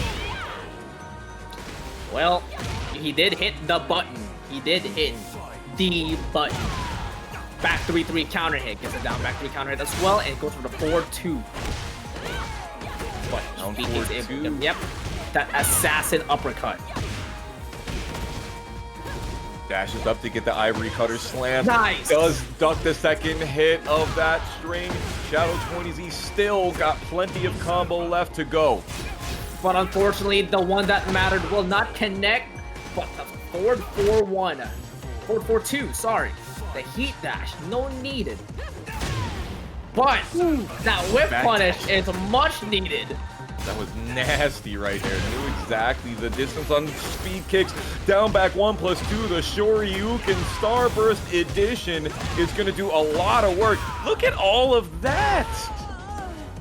Woo! Starburst stocks has just rised up in the market. Shadow20Z approved. Damn, that was insane. That was the cherry Starburst right there. That one was sour. Made Speedkicks' face look like he just stuck on a lemon. What's the answer now? I think Shadow listened to me. I think Shadow really challenged a lot more, especially with the Sky Slash Nova and with the forward 4-2. And the thing is, what does Speedkicks respond? Is it more aggressor? Or does he have to play passive? Yeah, I'm not sure. In game 3 of the Ukiyo set, we saw a lot of backdashing from Speedkicks. Let's see what happens here. I feel like we're seeing a lot more of that, and Shadow20Z is taking advantage. He definitely took advantage of that opening. Gets himself a Beyblade spin with heat on deck, and guess what, Tony? He's still got that Starburst. He's gonna run up, down back 1+2. Starburst uppercut. Nope, he's gonna go for the Starburst arrow. Oh my lord, I am speedless out here. 22-second perfect. Shadow20Z now playing the defensive one, has a round to play with and wants to see what some of the tendencies for this game are for Speedkicks so that he can, be able to manipulate them. Take advantage. He's just slowly putting it away. Just trying to get that whip punish. That one running 2 is working out so well for him. No duck there on the down 3-2. Tries to get that heat engager again for Shadow. Now he's gonna close out the gap. Tries to go for that Italian piston, but no cigar. But he's definitely aiming for those ankles over and over again with that side step 4 and the back 4-3. Now Speedkicks is respecting the back 3 a little bit more after Shadow20Z has let it rip earlier in this round. There's the back 1+2 heat engager. Heat dashes, but got nothing for it. Shadow20Z now on set point to eliminate Speedkicks. We've seen Speedkicks do the impossible comeback against Ukiyo. Can he do it against Shadow20Z? Ooh, he did an accidental empty hop. That was tragic. Speedkicks is definitely going to take hella advantage of that. Imagine if that was a delayed hop kick. Imagine. Shadow20Z still keeping it simple and clean with the back, simple close, side step 4, down 4, back 4-3s, and now even adding some back 3s into that. Speedkicks is doing some very, very interesting defense here. Goes for the heat burst, standing still, just waiting for Shadow20Z to try to do that Superman punch out of those back dashes that we've seen already before. Speedkicks has got Shadow20Z with just a little bit of life left. He goes for the parry on the back 4 string. Both hits, both options afterwards would be parryable. Great advantage, great situational awareness from Speedkicks. Yeah, that reaction was perfect by Speedkicks. Throwing all the tricks out of the playbook. Oh, that was smart for Shadow. Does he even fully release the back 4-3, knowing that is a low-high string? The low wasn't fast enough to be able to beat the armor. Speedkicks is getting a lot of that gray life back by using the small buttons. Nina does get the heat dash. Both players not in rage. Nobody has heat. 20 seconds. 20 seconds. They're just playing the patient game right now. Shadow is finding the openings as the best way he could. Just the down force and back raise. But Speedkicks gets the huge opening, and Shadow 20Z is in trouble as Speedkicks sets this tone into a final round. Was that a geyser cannon jab with punish? I think it was, y'all. And then Speedkicks gets another combo to start the next round. Shadow 20Z is looking in trouble right now. So much gray health to recover. But Speedkicks activates the heat. A nice duck on the Sky Slash Nova, able to get the punish. Goes for the Blonde Bomb, tries to go for the 2-2. And now Shadow 20Z's turn to activate heat. Oh, the easy prey combo. Liquid's Shadow 20Z needs to continue to press forward. Is getting some of that gray life back, but Speedkicks' defense is legendary. With defense comes with a greater offense, as Speedkicks brings it all the way back. KingReyJr versus JoeCrush from Texas. Both are playing from Florida. JoeCrush is in town, and we have for you Takkun does what Nintendo don't. King Bowser versus Princess Peach. The universe, and this was what KingReyJr was teasing to the Twitch chat. I was like, don't worry, we got a surprise for you guys. And everybody kept asking for the Bowser and Peach matchup, and here we got it. JoeCrush scoring the very first combo of this first of 3 set here. Reminder, these guys are trying to get that top place. They are both 4-time TNS champions, and they want to be the first one to be the 5th. Oof. Armor to the back wall +2. I genuinely thought that wasn't going to hit because of the recovery. But this time, it hits with the big boot follow-up. That back one +2 heat dash is kind of one of those things that has such a huge hurt box, has a huge hitbox, and it's like, you know, 14 frame startup, you just do it. Just like this programmed uppercut, the down forward 2 right there. He coded that one before he left the airport for Texas. Getting all these TSA pre-checkouts because these matches are going way too fast. JoeCrush secures 2 rounds and is 1 round away to take the first game. So immaculate on the throw break here. Okay, there we go. Down 4-2 gets another opening for JoeCrush. Just, you know, he's just thriving on the offense. JoeCrush again going all 3 hits of the pulverizer string, does get punished for it, and then 4-3-1 +2, I think is gonna be all of that. Now you're through. JoeCrush gets that first game, no round brown versus KingReyJr. What a convincing match. KingReyJr just couldn't penetrate the defense of JoeCrush, but JoeCrush got those spikes up against those walls and just retaliates so well, making that damage hurt even more. But don't ever count KingReyJr out. That one game may be a wash, but KingReyJr can bounce back. Sometimes can bounce back even harder. Oh, we're on the Elegant Palace right now. Reminder, the very first wall of the Elegant Palace is a hard wall break. Before we can break the glass like Stone Cold Steve Austin, let's see who's gonna break open a can of whoop ass first. Round 1. Fight.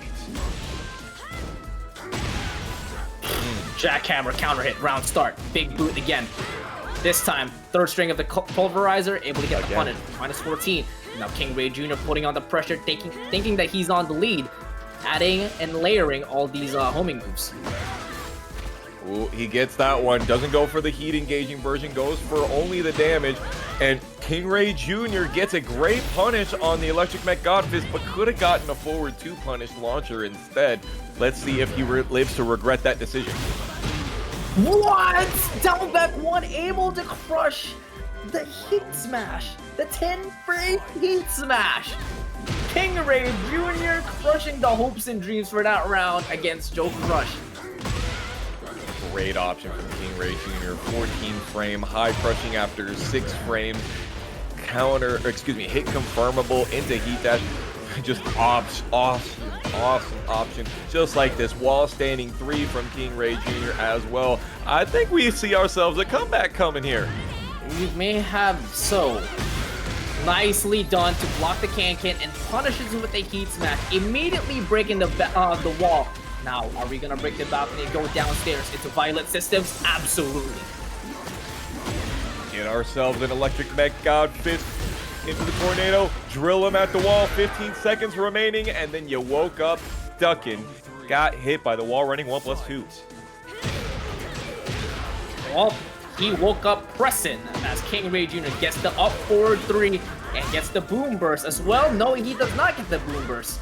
Low wall splat will not activate that, and now JoeCrush has the better positioning, but he gave it all away, and then he gained it all back after the drop combo. Then he lost it after he gets punished with the whip punish of the down forward to KingReyJr. What a scramble, but he likes his eggs yolked. Spaghetti all over the place in that last round. JoeCrush starts off with this big knockdown. KingReyJr gets the heat engager, turns it on, trying to continue JoeCrush's movement towards the wall, and Joe says no. Heat burst, back 1+2. You're at the wall now. And you're back to the wall again. That's a lot of damage. That is so much.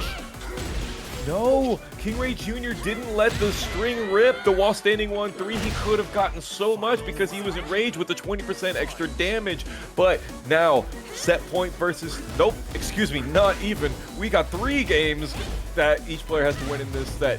But KingReyJr definitely doesn't want to go down 2-0. No, he's not making it seem that way. He gets a can with the opener. And he got the right wall splat, but he wants to go for the forward 3 unblockable to activate the wall burst, and absolutely he does, and he gets a full combo out of it from one coast to another. Well, didn't splat over there. Actually, great opportunity for JoeCrush to be able to get this back, but stayed on the floor and had to take the mix between getting hit by the down back 3, which would have hit low, or that kick right there that we saw, which would have been a mid. Very difficult situation right there. Both of them would have hit grounded too. Yowza. Damn. That was a tough mountain to climb to even up the score here for KingReyJr, but he did it. It almost felt like it was effortless, but also he had to fight for it. KingReyJr feels like he knows what's going on. What's going on against the matchup against JoeCrush. Most notably here, on the very first level on the balcony break, KingReyJr, whatever setup that JoeCrush had for his heat smash, he ducked immediately because he didn't want to deal with the balcony break. And he did it twice in a row. Yeah. And this time, he has to do it again because we're in Sanctum. Therefore, JoeCrush's heat smash, he can get that wall break in instant fashion. I feel like these guys are just so amazing at breaking throws in this game. They have just been steeled by these online brackets where JoeCrush throws KingReyJr consistently, and JoeCrush immediately getting this big knockdown. Doesn't go for the Gamma How pressure, goes for the Seed Planter instead, and KingReyJr saw it coming still. That was crazy. Yeah, and he definitely deserves that reward. He stole his life back, regained the life lead, and able to sidestep the heat smash to activate his own heat smash and take the lead here. We haven't been seeing a lot of that in a while, the forward 1+2 from KingReyJr. He's been using it a lot more sparingly recently. Yeah, he's not using the exercises, nor the inner strength. He's not really doing that mix-up, as I say, commentator's curse. Becomes a commentator's blessing for KingReyJr. Goes for forward 3 and goes for the chop to activate the heat dash, but JoeCrush able to activate heat for themselves and deny it, but KingReyJr is looking so damn confident. Absolutely, 100%. Just not worried about having their back up against the wall, not worried about throwing this forward 1+2, but maybe they should have been. JoeCrush getting them at the wall, getting a perfect wall splat as well. 12 seconds in, you're in some trouble. Nice duck, twitch duck there, and able to block, and full commitment here on the low. KingReyJr does not want his ankles broken. see that? Joe is just a little bit off axis, and that forward 3 still whiffed in that situation. Oh, he did sidestep too, and because of that, his hurt box increased in size, and KingReyJr was able to get the down forward 2 from all that way far away, and pressed into the rage art. JoeCrush says, "You're KingReyJr Jr. You know why you're the junior? Because I'm the king of rage arts out here." And they're gone. Hey, Tony. Pressing. Pressing. Nice up forward 3. I like the options that we're using right here for KingReyJr to get things opened up, but unfortunately JoeCrush gets this momentum right back, and we're basically resetting the nooch.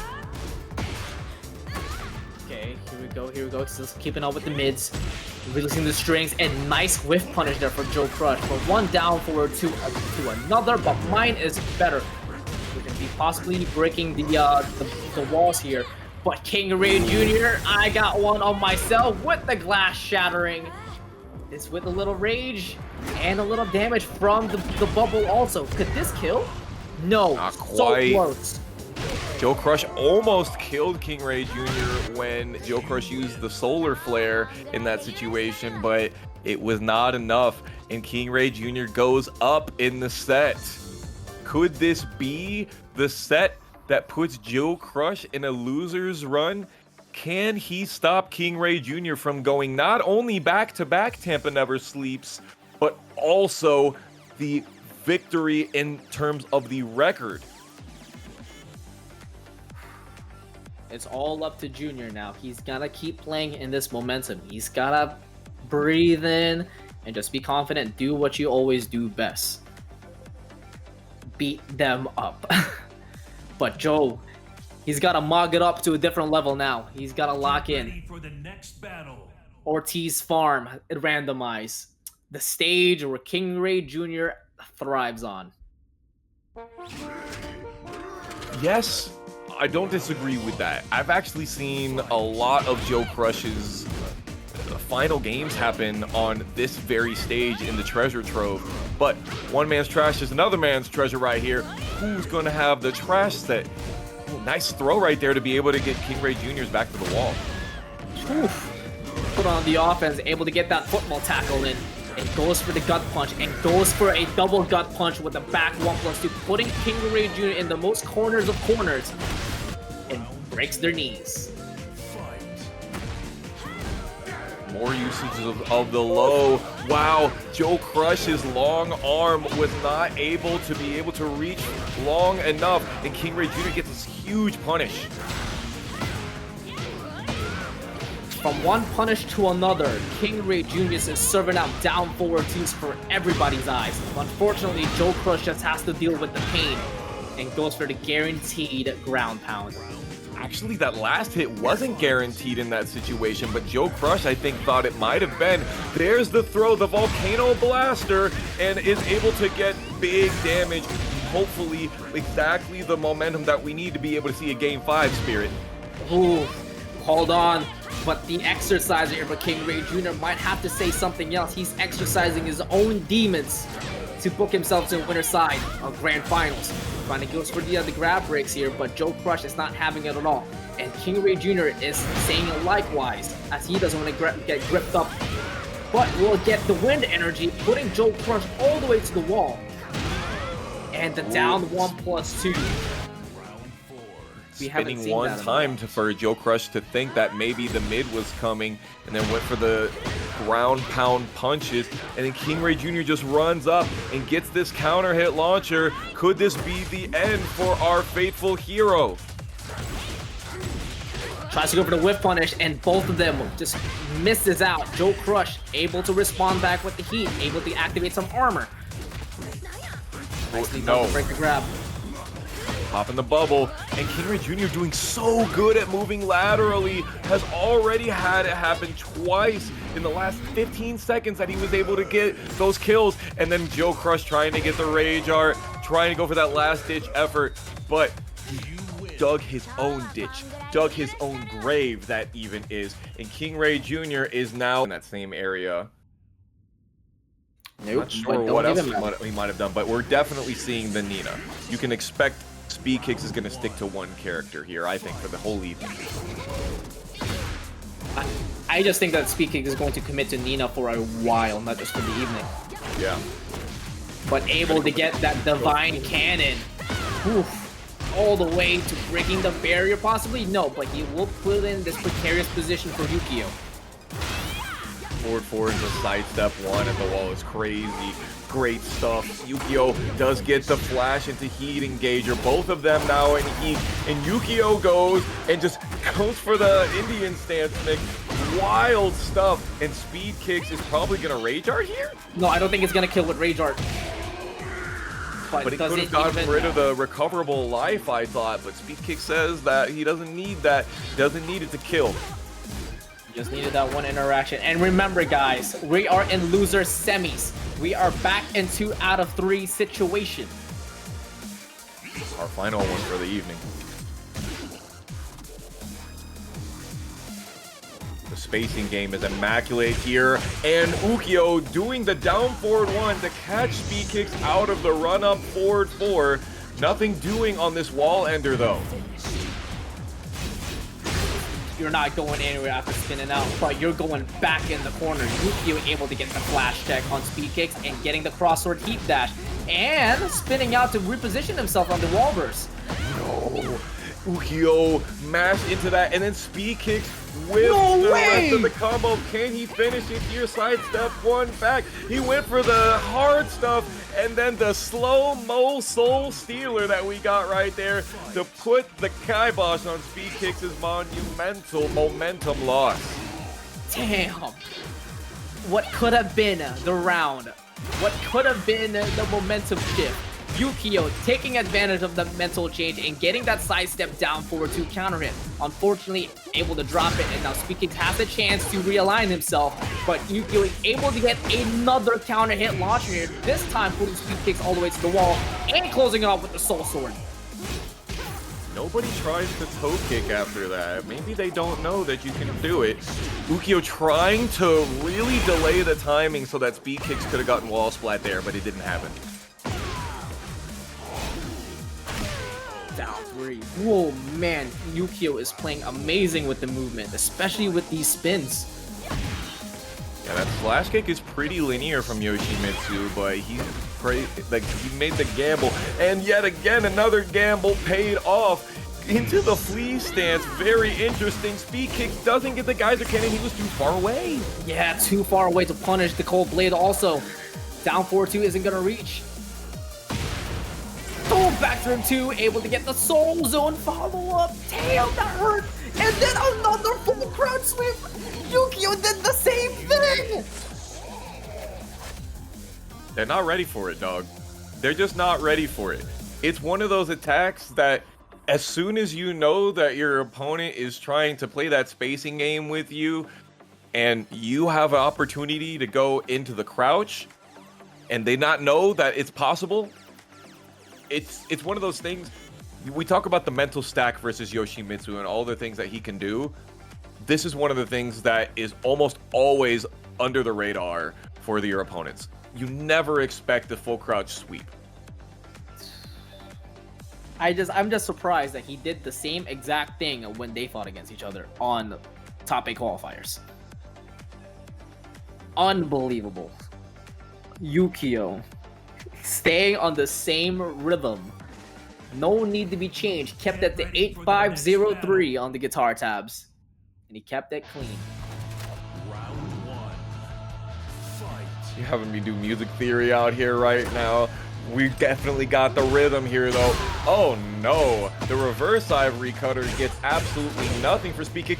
Oh, and the combo drops, but Speedkicks wasn't mashing tech roll and therefore gets killed for it anyway, because why would you be tech rolling versus Yoshimitsu? You don't do that. Yeah, and with that, reset, able to rescale the damage, and therefore that combo did a tiny bit more. Big while standing 1-1+2 into the kiss shots, and then Ukiyo just goes, I'm gonna do the hop knee.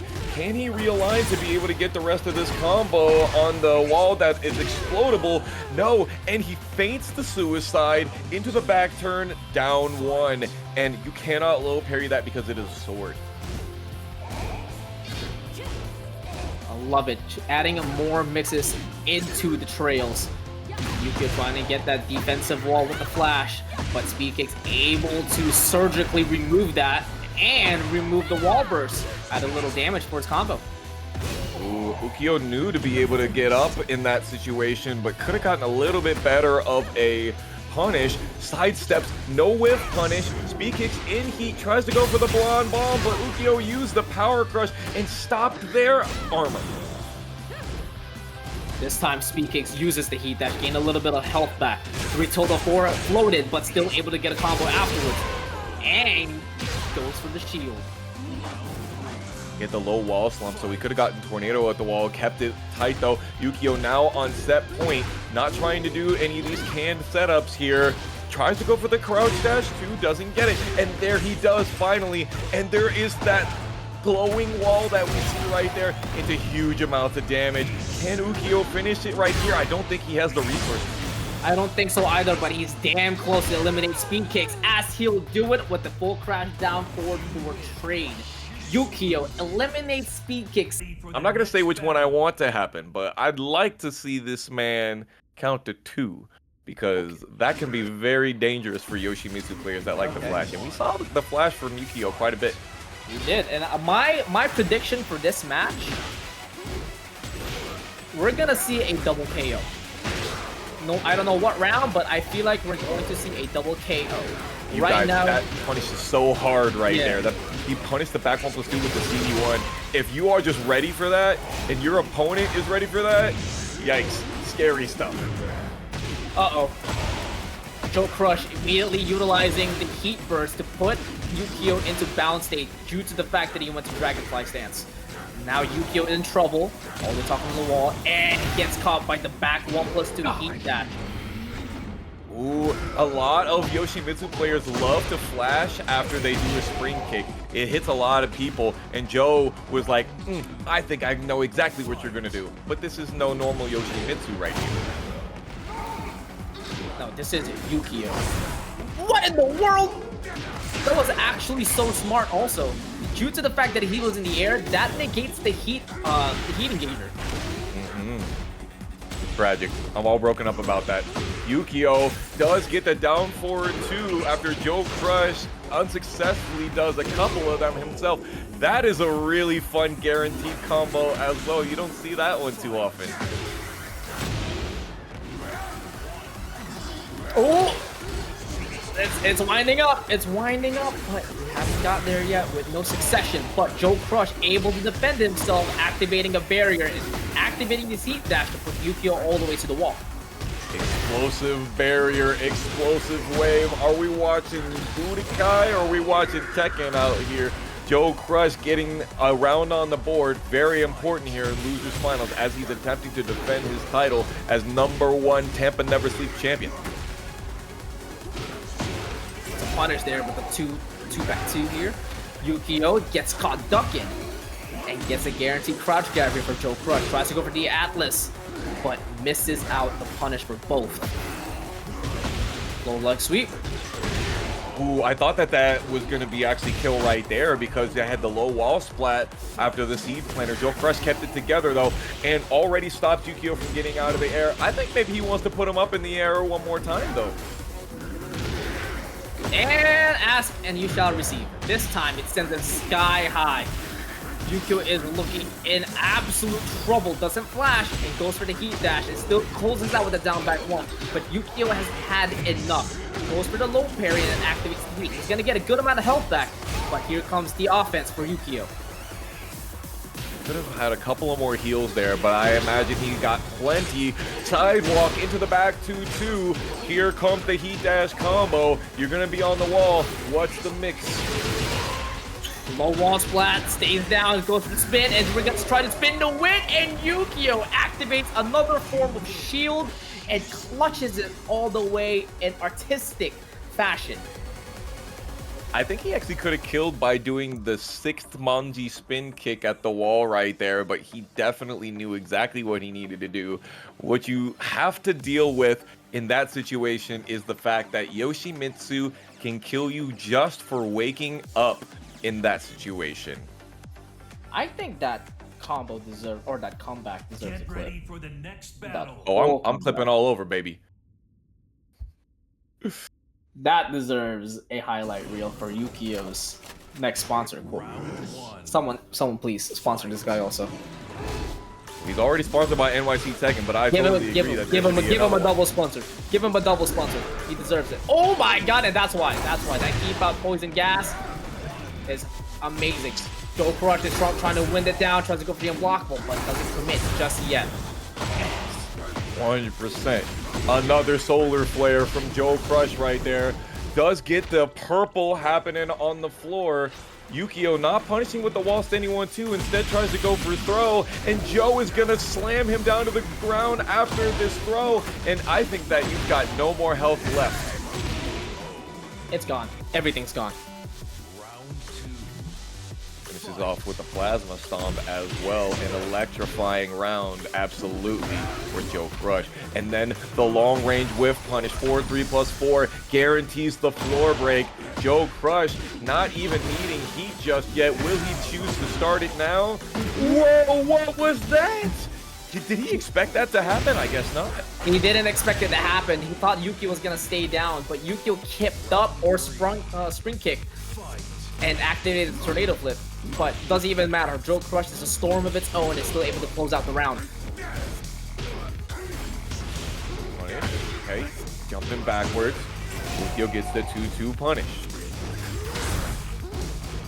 They're trying to find just an opening here, trying to open JoeCrush up, but he's not budging at all. Finally able to get the down 4-2 punish with the back 2-2. Pretty good life lead here and good positioning for Ukiyo.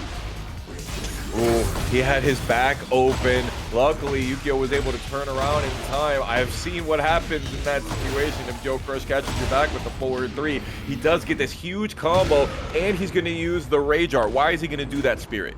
He's going to take away all the gray health away.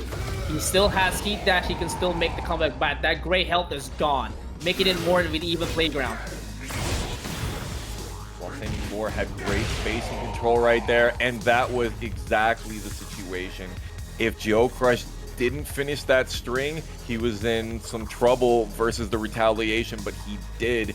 And though it's 14 frame punishable, he ran that risk, and now we are tied up in losers finals.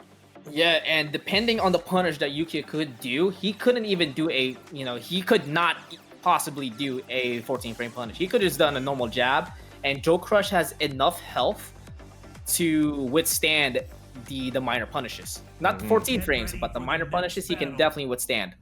So yeah, Ukiyo was in heat too, so he would have gotten 14 freight heat dash into you're dead. Pretty much. Big risk.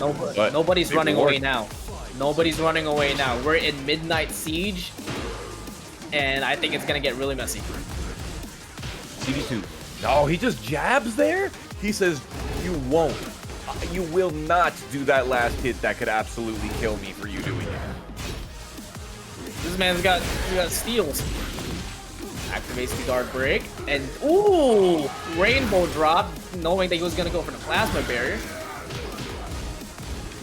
Oh, he was able to block. Ukiyo should have done back 2-2, back 2-1, something. JoeCrush has the opportunity to live. He has rage, 20% extra damage. No. Can he come back from it? Ukiyo does not stand up as JoeCrush thought he was going to. Even if it held back, wouldn't you still be able to block it? I'm not sure. This is JoeCrush we're talking about. And he didn't have heat either. I don't think so. No. Interesting. But gets the trade, but no follow-up. Ukiyo almost escaping disaster here. Yo, the spin, and it still hit. That was unfortunate. What isn't unfortunate for Ukiyo is back 2-2 heat engager into immediate heat smash. And changes the positioning here with the generic grab break, but Ukiyo is just easily able to escape out of that with a spin. Does it again. This time, able to block because knowing that thing tracks his way, and Ukiyo just punishes with the 1-1.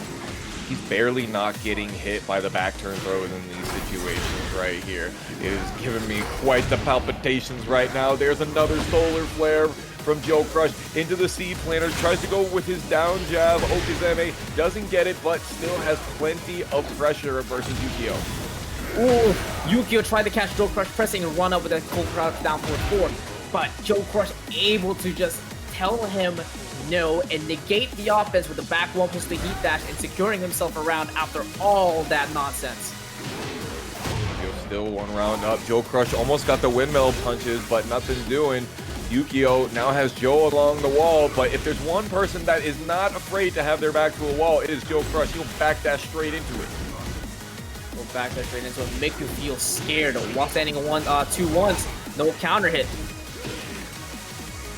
So interesting that Ukiyo isn't trying to do sword sweep or take extra plus frames in these situations where Joe forces Ukiyo into crouch, but Ukiyo does get this big down 4-2 launcher, and on the side you tech rolled, you tried to get up, another windmill finish. That is 2 of the 3 games that Ukiyo needs to win, and he won them both with round-ending windmill Okizeme. Yeah, what? I thought he actually just dropped the combo. But no, he was setting himself for more defensive options on the wake up, which was so smart for you because that was the safer way to play, I think, other than, you know, misinputting in your combo ender. Yeah, exactly. That is 100% Yoshimitsu's way of doing it.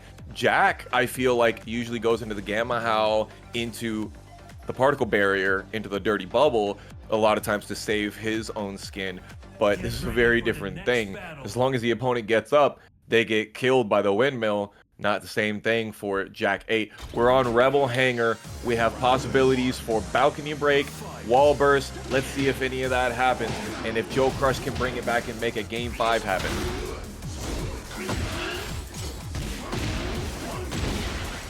Oh, that is almost frame tight situation right there. You have to do a micro dash into the Gamma Howl, into the Mecha God Fist. He's doing such great work already in this game 4. Looking comfortable right now, but Ukiyo, no fear, goes for the full launcher. The Samurai Pistons. And what a call out on the Heat Birds, but he will not get the whiff punish. Ukiyo not happy with that and will take himself out along JoeCrush and secures himself around. He did like 3 jabs in a row and then was like, I know Joe is just going to sit there and backdash, and just took advantage of that completely with the Harakiri. Look at this punish, this wall combo, all of that gray life on JoeCrush's life bar. I knew he was going to sidestep into the full crouch sweep. I 100% knew that that was coming right there. And another windmill finisher. JoeCrush 1 round away from having his dream of 5-time TNS champion this week being dashed. Yeah, Elimination Station is calling. Ukiyo is preparing the ticket for him, but JoeCrush needs to fight himself out to keep the dream alive. Spinning, basically a get out of jail free card. All it takes is 10 damage. Ooh, that is a big whiff right there. JoeCrush gets the punish with the 1-1 after Ukiyo whiffs the hop knee.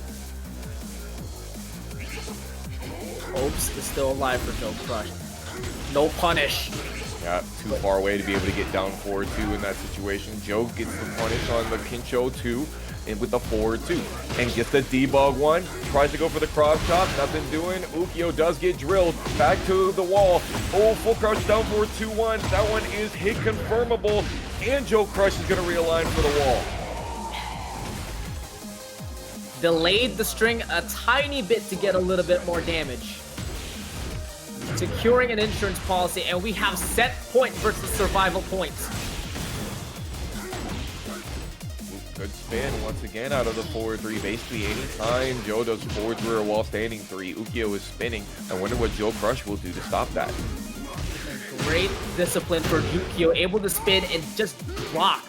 He doesn't have to put on the offense and just wait. Here we go. Ukiyo activates the heat smash, activates the wall splat, and eliminates JoeCrush. JoeCrush and moving on to get the run back with KingReyJr in Grand Finals. Is it gonna be another one that he can do here? Can he finally beat KingReyJr tonight?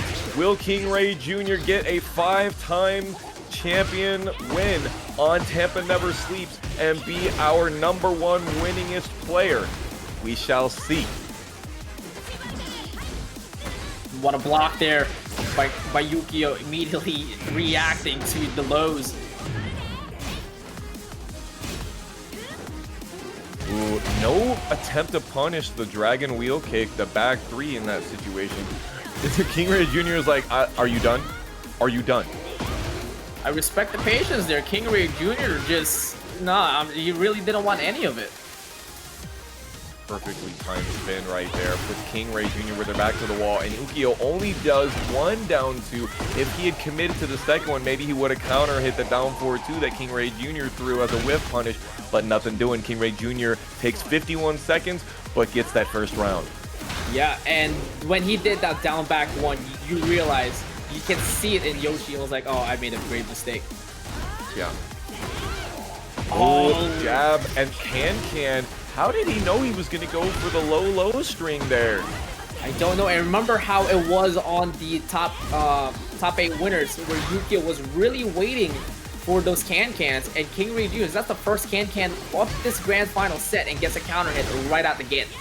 Wow, that trade was so awful for Ukiyo right there. Down back 1-2 into the guaranteed heat dash unscaled follow-up is going to send a message.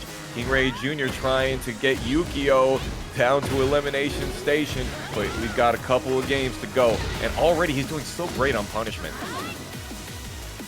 Able to escape catastrophe out of the slash kick for Ukiyo with the spin without changing the positioning. Gets a tiny bit of chip damage here for Ukiyo, able to get the cold blade connected, but no counter hit. Yeah, it wasn't a counter hit, and because KingReyJr stepped away from the wall rather, it didn't wall splat either. That really saved KingReyJr's bacon and allowed him to be able to get to this follow-up. And the spin. You know what, Spirit? Earlier in this broadcast, you asked me, if he spins, wouldn't the 4-3 still catch it? And I was like, no, because the spin moves him further away. But it would seem I am wrong. KingReyJr knows best. I think you may still be right. I think there was a chance that Ukiyo did not continue spinning. But he spun twice. Twice is usually how many times you need to. It felt like he stopped. We might have to go back again. For the next battle. We shall see. Now that's game 1 already on KingReyJr's side.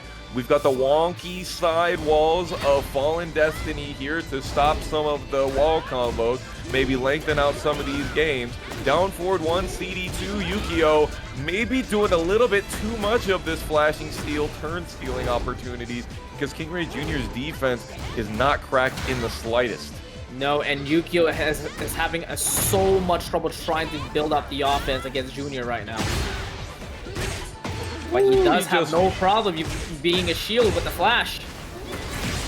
He shimmied right into that sword's blade. Samurai cutter, full crouch down forward 1. The unblockable low, you love to hate.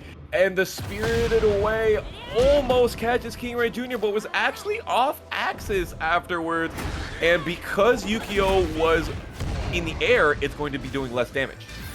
Yeah, that was actually really smart for Ukiyo just to stay down, stay up if he just wanted to get hit. But now he's gonna spin away, and Junior is just gonna hold back. He doesn't have to do anything. Yeah, KingReyJr was just standing his ground there, as was Ukiyo. He was like, you know what, you want to stay right there? I like this spacing for me too. But KingReyJr got the better of that.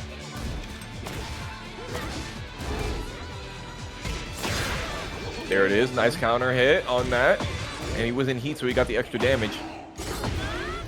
Oh, the down 1+2 able to negate the flash. So unfortunate, but fortunate things will come as Ukiyo will get down forward to counter hit, possibly sending KingReyJr to the wall and close out the round. Wow. His knowledge of how to be able to get the longest wall carry using the highest damage attacks, so good. KingReyJr is really good at that as well. What a low parry there by Ukiyo. The fleece stance. This should be able to carry all the way to the wall. Into the manji kicks. 3 of them things. Oh, you tried to touch my toes. Why don't you take a couple of those? Flee into the double jump. Oh my goodness. Ukiyo, you are teaching me some dangerous things right now. Oh my god, he's being dangerous. Absolutely, Notori with a sidestep jawbreaker to open things up immediately. Remember how I said that he was having trouble finding that offense? I think he's found it. Gets the cross sword heat dash.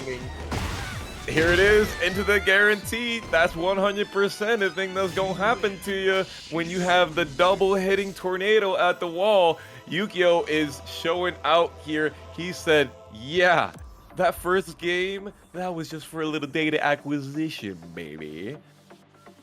Damn. That's the Ukiyo I like to see. That is the Ukiyo I love to see.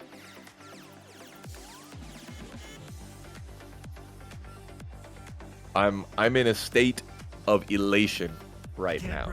We have KingReyJr, the Florida boy, versus Ukiyo, the Yoshi man, out here for the Manji clan, showing out. But maybe he's showing his ass out for a second here, getting counter hit by this up forward 3.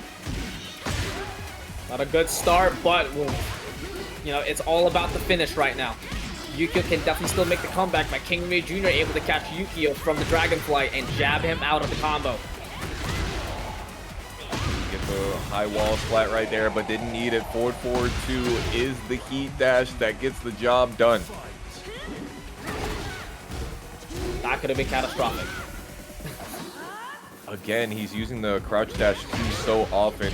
I gotta expect it's because he doesn't want any of those, you know, the sabakis or anything to happen. Ooh.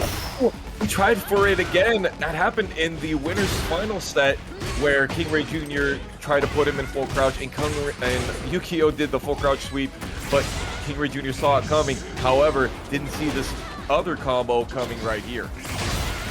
Cool, goes for cross swords, hits the ground, but will not get a follow-up afterwards, but has to be able to escape the offense. But KingReyJr able to get that heat dash afterwards and gets the pickup from the combo. So he'll be able to finish it. Yes, he can. Did he need the rage art there, though, Spirit? Hey, man, he needs to breathe. He's about to win. About to win this round. I don't know about if he's about to win this game right here. All right, let's see what happens. Ukiyo finna fight right back. I feel it. Dragonfly forward 1+2 into flash. The day 1 Yoshimitsu tech. You gotta show it. And KingReyJr says, yeah, I respect it. I understand it. I also respect you having your back on this wall. Oh, my turn now. Hold on. Yukin has something to say about it, but sidestep 2 able to escape that, put KingReyJr to a good positioning, but Ukiyo able to fight out with the unblockable Samurai Cutter, putting KingReyJr to one wall to another. We're gonna go for it again, but this time it's in no sword stance, but Ukiyo still being able to get a full combo. Fortunately able to drop as KingReyJr immediately wakes up with his own heat smash. I don't really know why that one didn't work right there. Though Flame Punish did not work. Ukiyo only... He spun the wrong way! You have to spin to the left, not to the right. That is going to be your downfall. KingReyJr was able to win because Ukiyo spun the wrong direction. And it's a distance game as well. I've definitely seen that be able to track both sides, honestly. In some situations it's all spacing, and you know, you got to think maybe he should have just stood still and let KingReyJr do it. Chat, please, can I please get an F, please? KingReyJr Jr. does it again. Get ready for the next battle. Oh, that is so unfortunate. Oh, that hurts, dude. That hurts. Yeah, honestly. But KingReyJr 1 game away from becoming our first 5-time Tekken Never Sleeps Tekken 8 champion. Let's see if Ukiyo has the opportunities to bring it back. Okay, there goes the whiff punish there out of the full crouch low sweep. Out of the punish from the can regardless. able to get the heat dash afterwards, and Junior able to break the rainbow drop. Nicely done to break the Manji slide, but will not get a punish, but will activate heat. Yes, we are ducking the second hit of down back 1-2 out here. I knew you weren't going to do the mid. The mid is launch punishable. I expect that you're not going to. Nice low parry there for Ukiyo to start off this round. This is exactly the momentum that we need, because I need a game 5. In fact, I need a game 6, 7, 8, 9, 10. I want to see it go to distance. Okay, there we go. Down 1+2. We haven't seen that a lot from Junior during this top 8 bracket, if I'm being honest with you. Ukiyo able to find another opening. He waited a little bit on that one, though. KingReyJr in danger of going downstairs.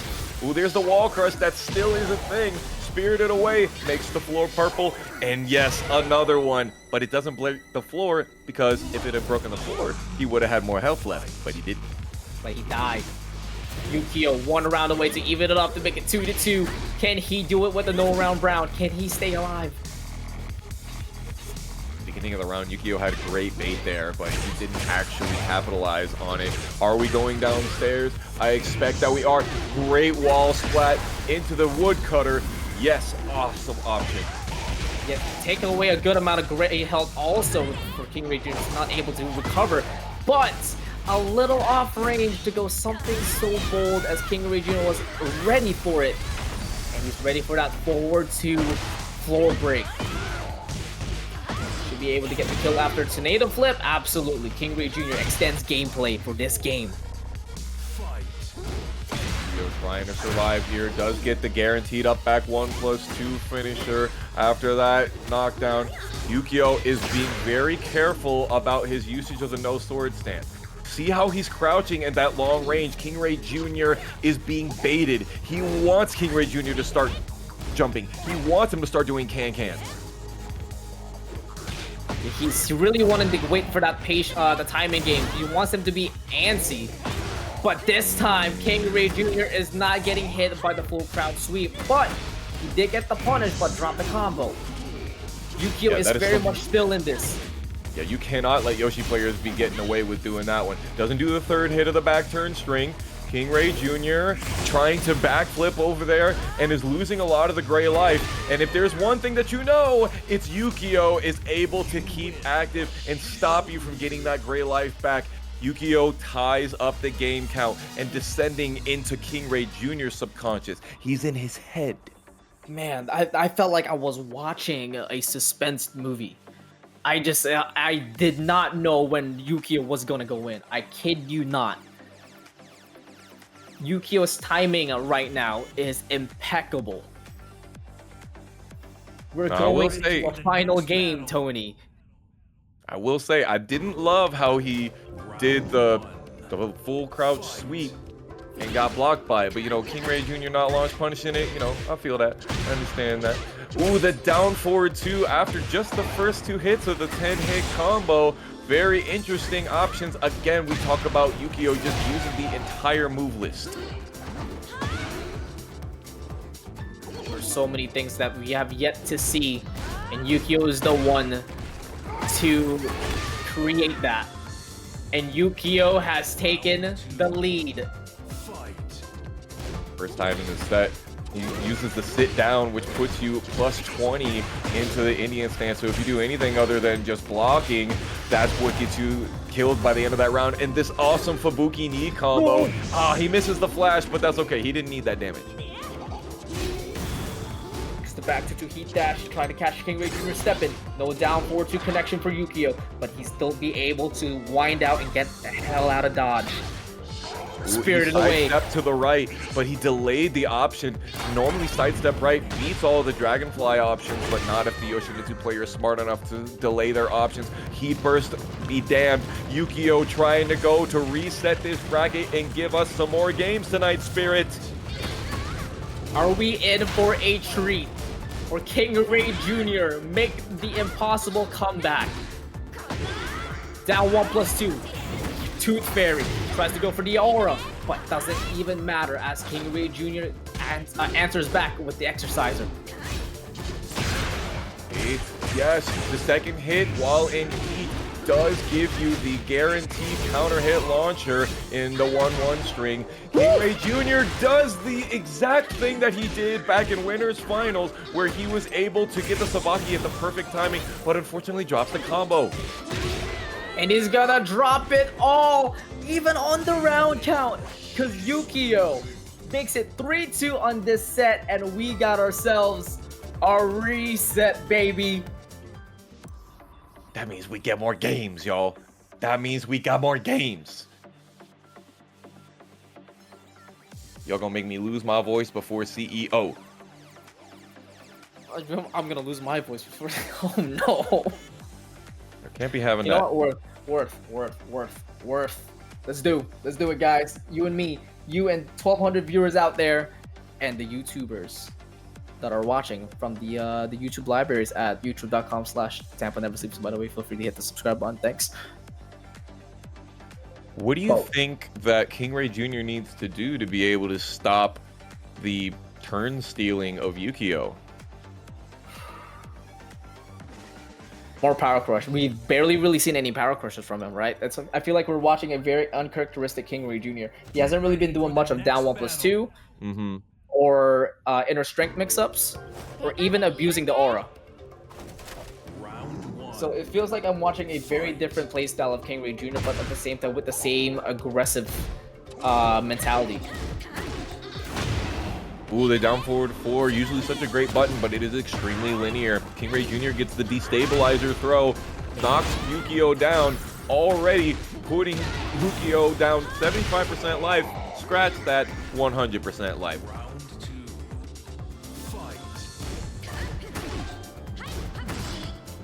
Down 3 hasn't been doing that much either. But the can. Ooh. Only 2 so far that got really connected from the counter hit, and KingReyJr. closes it with this 3-ring circus and tries to add a little sweetness with the unblockable, but Ukiyo adds a little salt with the flash. Ooh, that big launcher right there.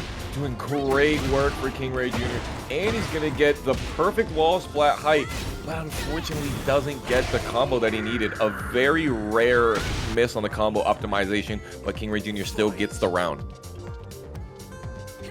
2 rounds in quick succession here for KingReyJr.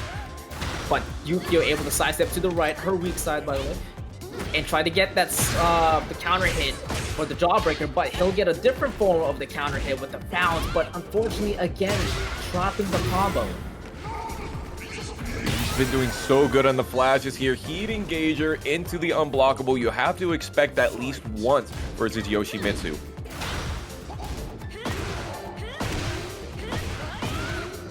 I think KingReyJr. is absolutely awake on blocking these sweeps and punishing it the most optimal way possible. No, he ducked, but he ducked for too long, or not long enough. Twice, actually, right there. KingReyJr. gave Ukiyo the opportunity to kill him for that mistake, but Ukiyo keeps it clutch and gets the hop kick to be able to go over here, and Monty spins into slap you silly. Yo, this is a lot of damage, Spirit. He had regained so much health back that he's actually taken the lead, continuing to do so by chipping him away. KingReyJr. activates the heat smash and closes it out with a generic down 4. Oh, all the hard work that he just got thrown away. Chat is like, yo, what was all of that? That was a ridiculous punish right there. I told you, Yoshimitsu master here for the combos and the Oki, as well as the amazing neutral gameplay right here. Ukiyo has got it all. The Yoshi specialist of the East Coast. Whatever situation you got, he's gonna take it. All right, he is down 1 round once again, back again on the descent into the subconscious. Dragonfly 4 gets over the low and does get the heat engager. No, doesn't want the forward 1+2 follow-up. It is kind of tough to do the heat dash. Oh, KingReyJr. letting the Sabakis fly a little bit more.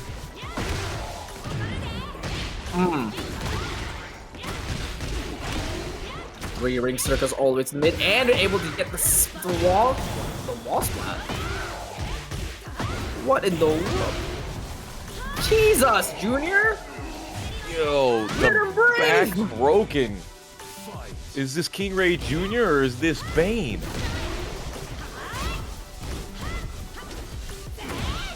Got me speechless with my commentary. I couldn't even say anything.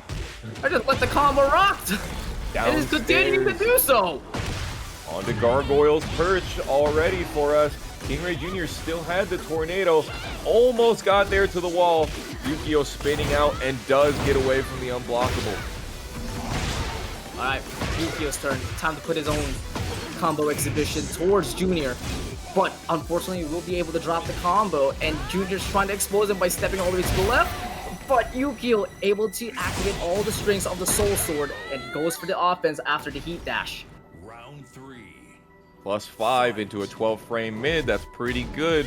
Pretty frame tight. Oh, but Ukiyo is caught using that full crouch sweep that got buffed in the latest patch into Indian stance. KingReyJr. is real happy about this punish. And with the Heat Smash, he's able to break the floor, and we're on the last level. KingReyJr. trying to go for that 50-50 mix-up and catches Ukiyo's timing with the down 4-2. No, this is not gonna kill. No, Oh, no God, this way. did a lot though. Okay, 1-1, and able to get a good amount of health back also. I like that sidestep Nebular Burst. Very great option to be able to beat a lot of the things that KingReyJr. could have done after that. Oh, he does get the full crush down forward 4. He doesn't optimize the combo though, which is tragic. So unlike Ukiyo to be able to miss that combo optimization, and KingReyJr. saw the animation of the jab as Ukiyo did it, and KingReyJr. Jr. once again uses that tool that he's so well known for. Oh no, that is so unfortunate. He's got to bounce back harder now. There is no way. Ukiyo had it. It is almost going to get thrown away, but it's given back to him. So many drop combos. You can't drop this down 4-2. Here we go. Putting it on the offense now for Ukiyo and about to set KingRey to rage.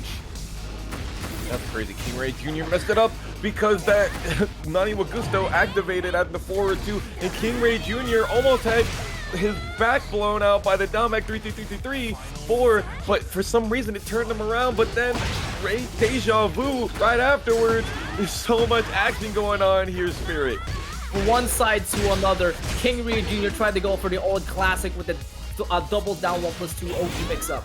But Ukiyo able to duck the second one and gets the combo. Again, able to drop, and KingReyJr. able to retaliate with the Sabaki. Almost like a deja vu situation again on game 3 on the final round. Seeing way too many jabs for Ukiyo right now. Every one of them is getting Sabaki'd, it feels like. He does get the second hit of the 1-1 string, which counter hit launches in Heat and in the no sword stance. He spends the immediate Heat Smash, but puts his own back to the wall. Just gonna try to dash out of there. KingReyJr. is trying to go for the dash cancels. 10 seconds left, spins out again, tries to do another spin. KingReyJr. goes for the range already. He's gonna stand still. He's not gonna spin around. Down 1+2 able to connect, but Ukiyo stay alive, and Junior goes for the mid and extends the lead, making it 2-0 after that nail biter. What can I say, y'all? KingReyJr. Jr. does it again. He's one game away, and I know we've said this before, that KingReyJr. Jr. is one game away, but this is Grand Finals reset. Ukiyo loses this game, and it is all over. No coming back. Get ready for the So next this battle. is going to be one hell of a storyline for Ukiyo if he's able to bring this into a game 10. Round 1. Fight. Back on Sanctum once again. Sidestep into the 1+2 1-inch punch. The inner strength is nuts. KingReyJr. gets hit with the samurai cutter, and look at this combo. This is some nice stuff. We're gonna see a wall here, I think. No, he goes for the flea after the poison wind. He's poisoned himself, Spirit. Yeah, and KingReyJr.'s trying to add that little bit of toxicity with the 4-2 whiff punish, but able to get the whiff punish for Ukiyo himself, and trying to regain as much health as he could. But the down forward to keep out comes in succession again, and Ukiyo keeps falling for it. It's no good. Being 1 round down in the possible final game. Ukiyo is on the receiving end of some of those Twitch ducks KingReyJr uses to be able to mix up the timing, and then gets the wall running 3. Lots and lots of damage, and Ukiyo's in the corner. Now switch sides now. Ukiyo has the better end of the deal. Tries to go for the mix-up with the full jump into a wall setting 3+4, but avoiding the puddle will not make you avoid the wall splat, as Ukiyo able to realign himself into a stylish combo. Tries to go for the guard break, but this time he just opts out for the heat dash after the cross sword. Add a little style points after the flash, but drops the combo again. Oh yeah, you have to do a micro dash to be able to get that third down to 2. Tragedy striking for Ukiyo, but KingReyJr is enraged. You know what? Just let him do it. That's right. Timing, spacing, spinning, punishing. KingReyJr delaying that timing, and is now on tournament point. He was just looking so stunned after he gave KingReyJr a turn to close out the round, and he did. He is on tournament point, ladies and gentlemen. Ukiyo's just gonna stare at him, see what mistakes he can do, see what he can capitalize. He does have the life lead, which is very good for Yoshimitsu. It's very easy for Yoshimitsu to keep the life lead, especially versus Asuka. She doesn't have that many great lows. She really has to be able to get in to be able to do that damage. And we're 27 seconds remaining in this round. He's trying to keep it as small as he can, but he folded. He tries to go for the Bubuki knee, and KingReyJr able to sidestep with the down 4-2. He's gonna key charge to get a setup in, and goes for the heat dash. 13 seconds left to play. He spun. He lost some of his own life. 9 seconds remaining. Can Ukiyo keep the life lead right here? Are we going to see an unblockable? No. KingReyJr goes for the throw. Not in the lead! No, he doesn't have the life lead. He sold. He didn't have enough life left to be able to stand still there in those last moments. And KingReyJr is your 5-time, that is a record, Tekken 8 Tampa Never Sleeps champion.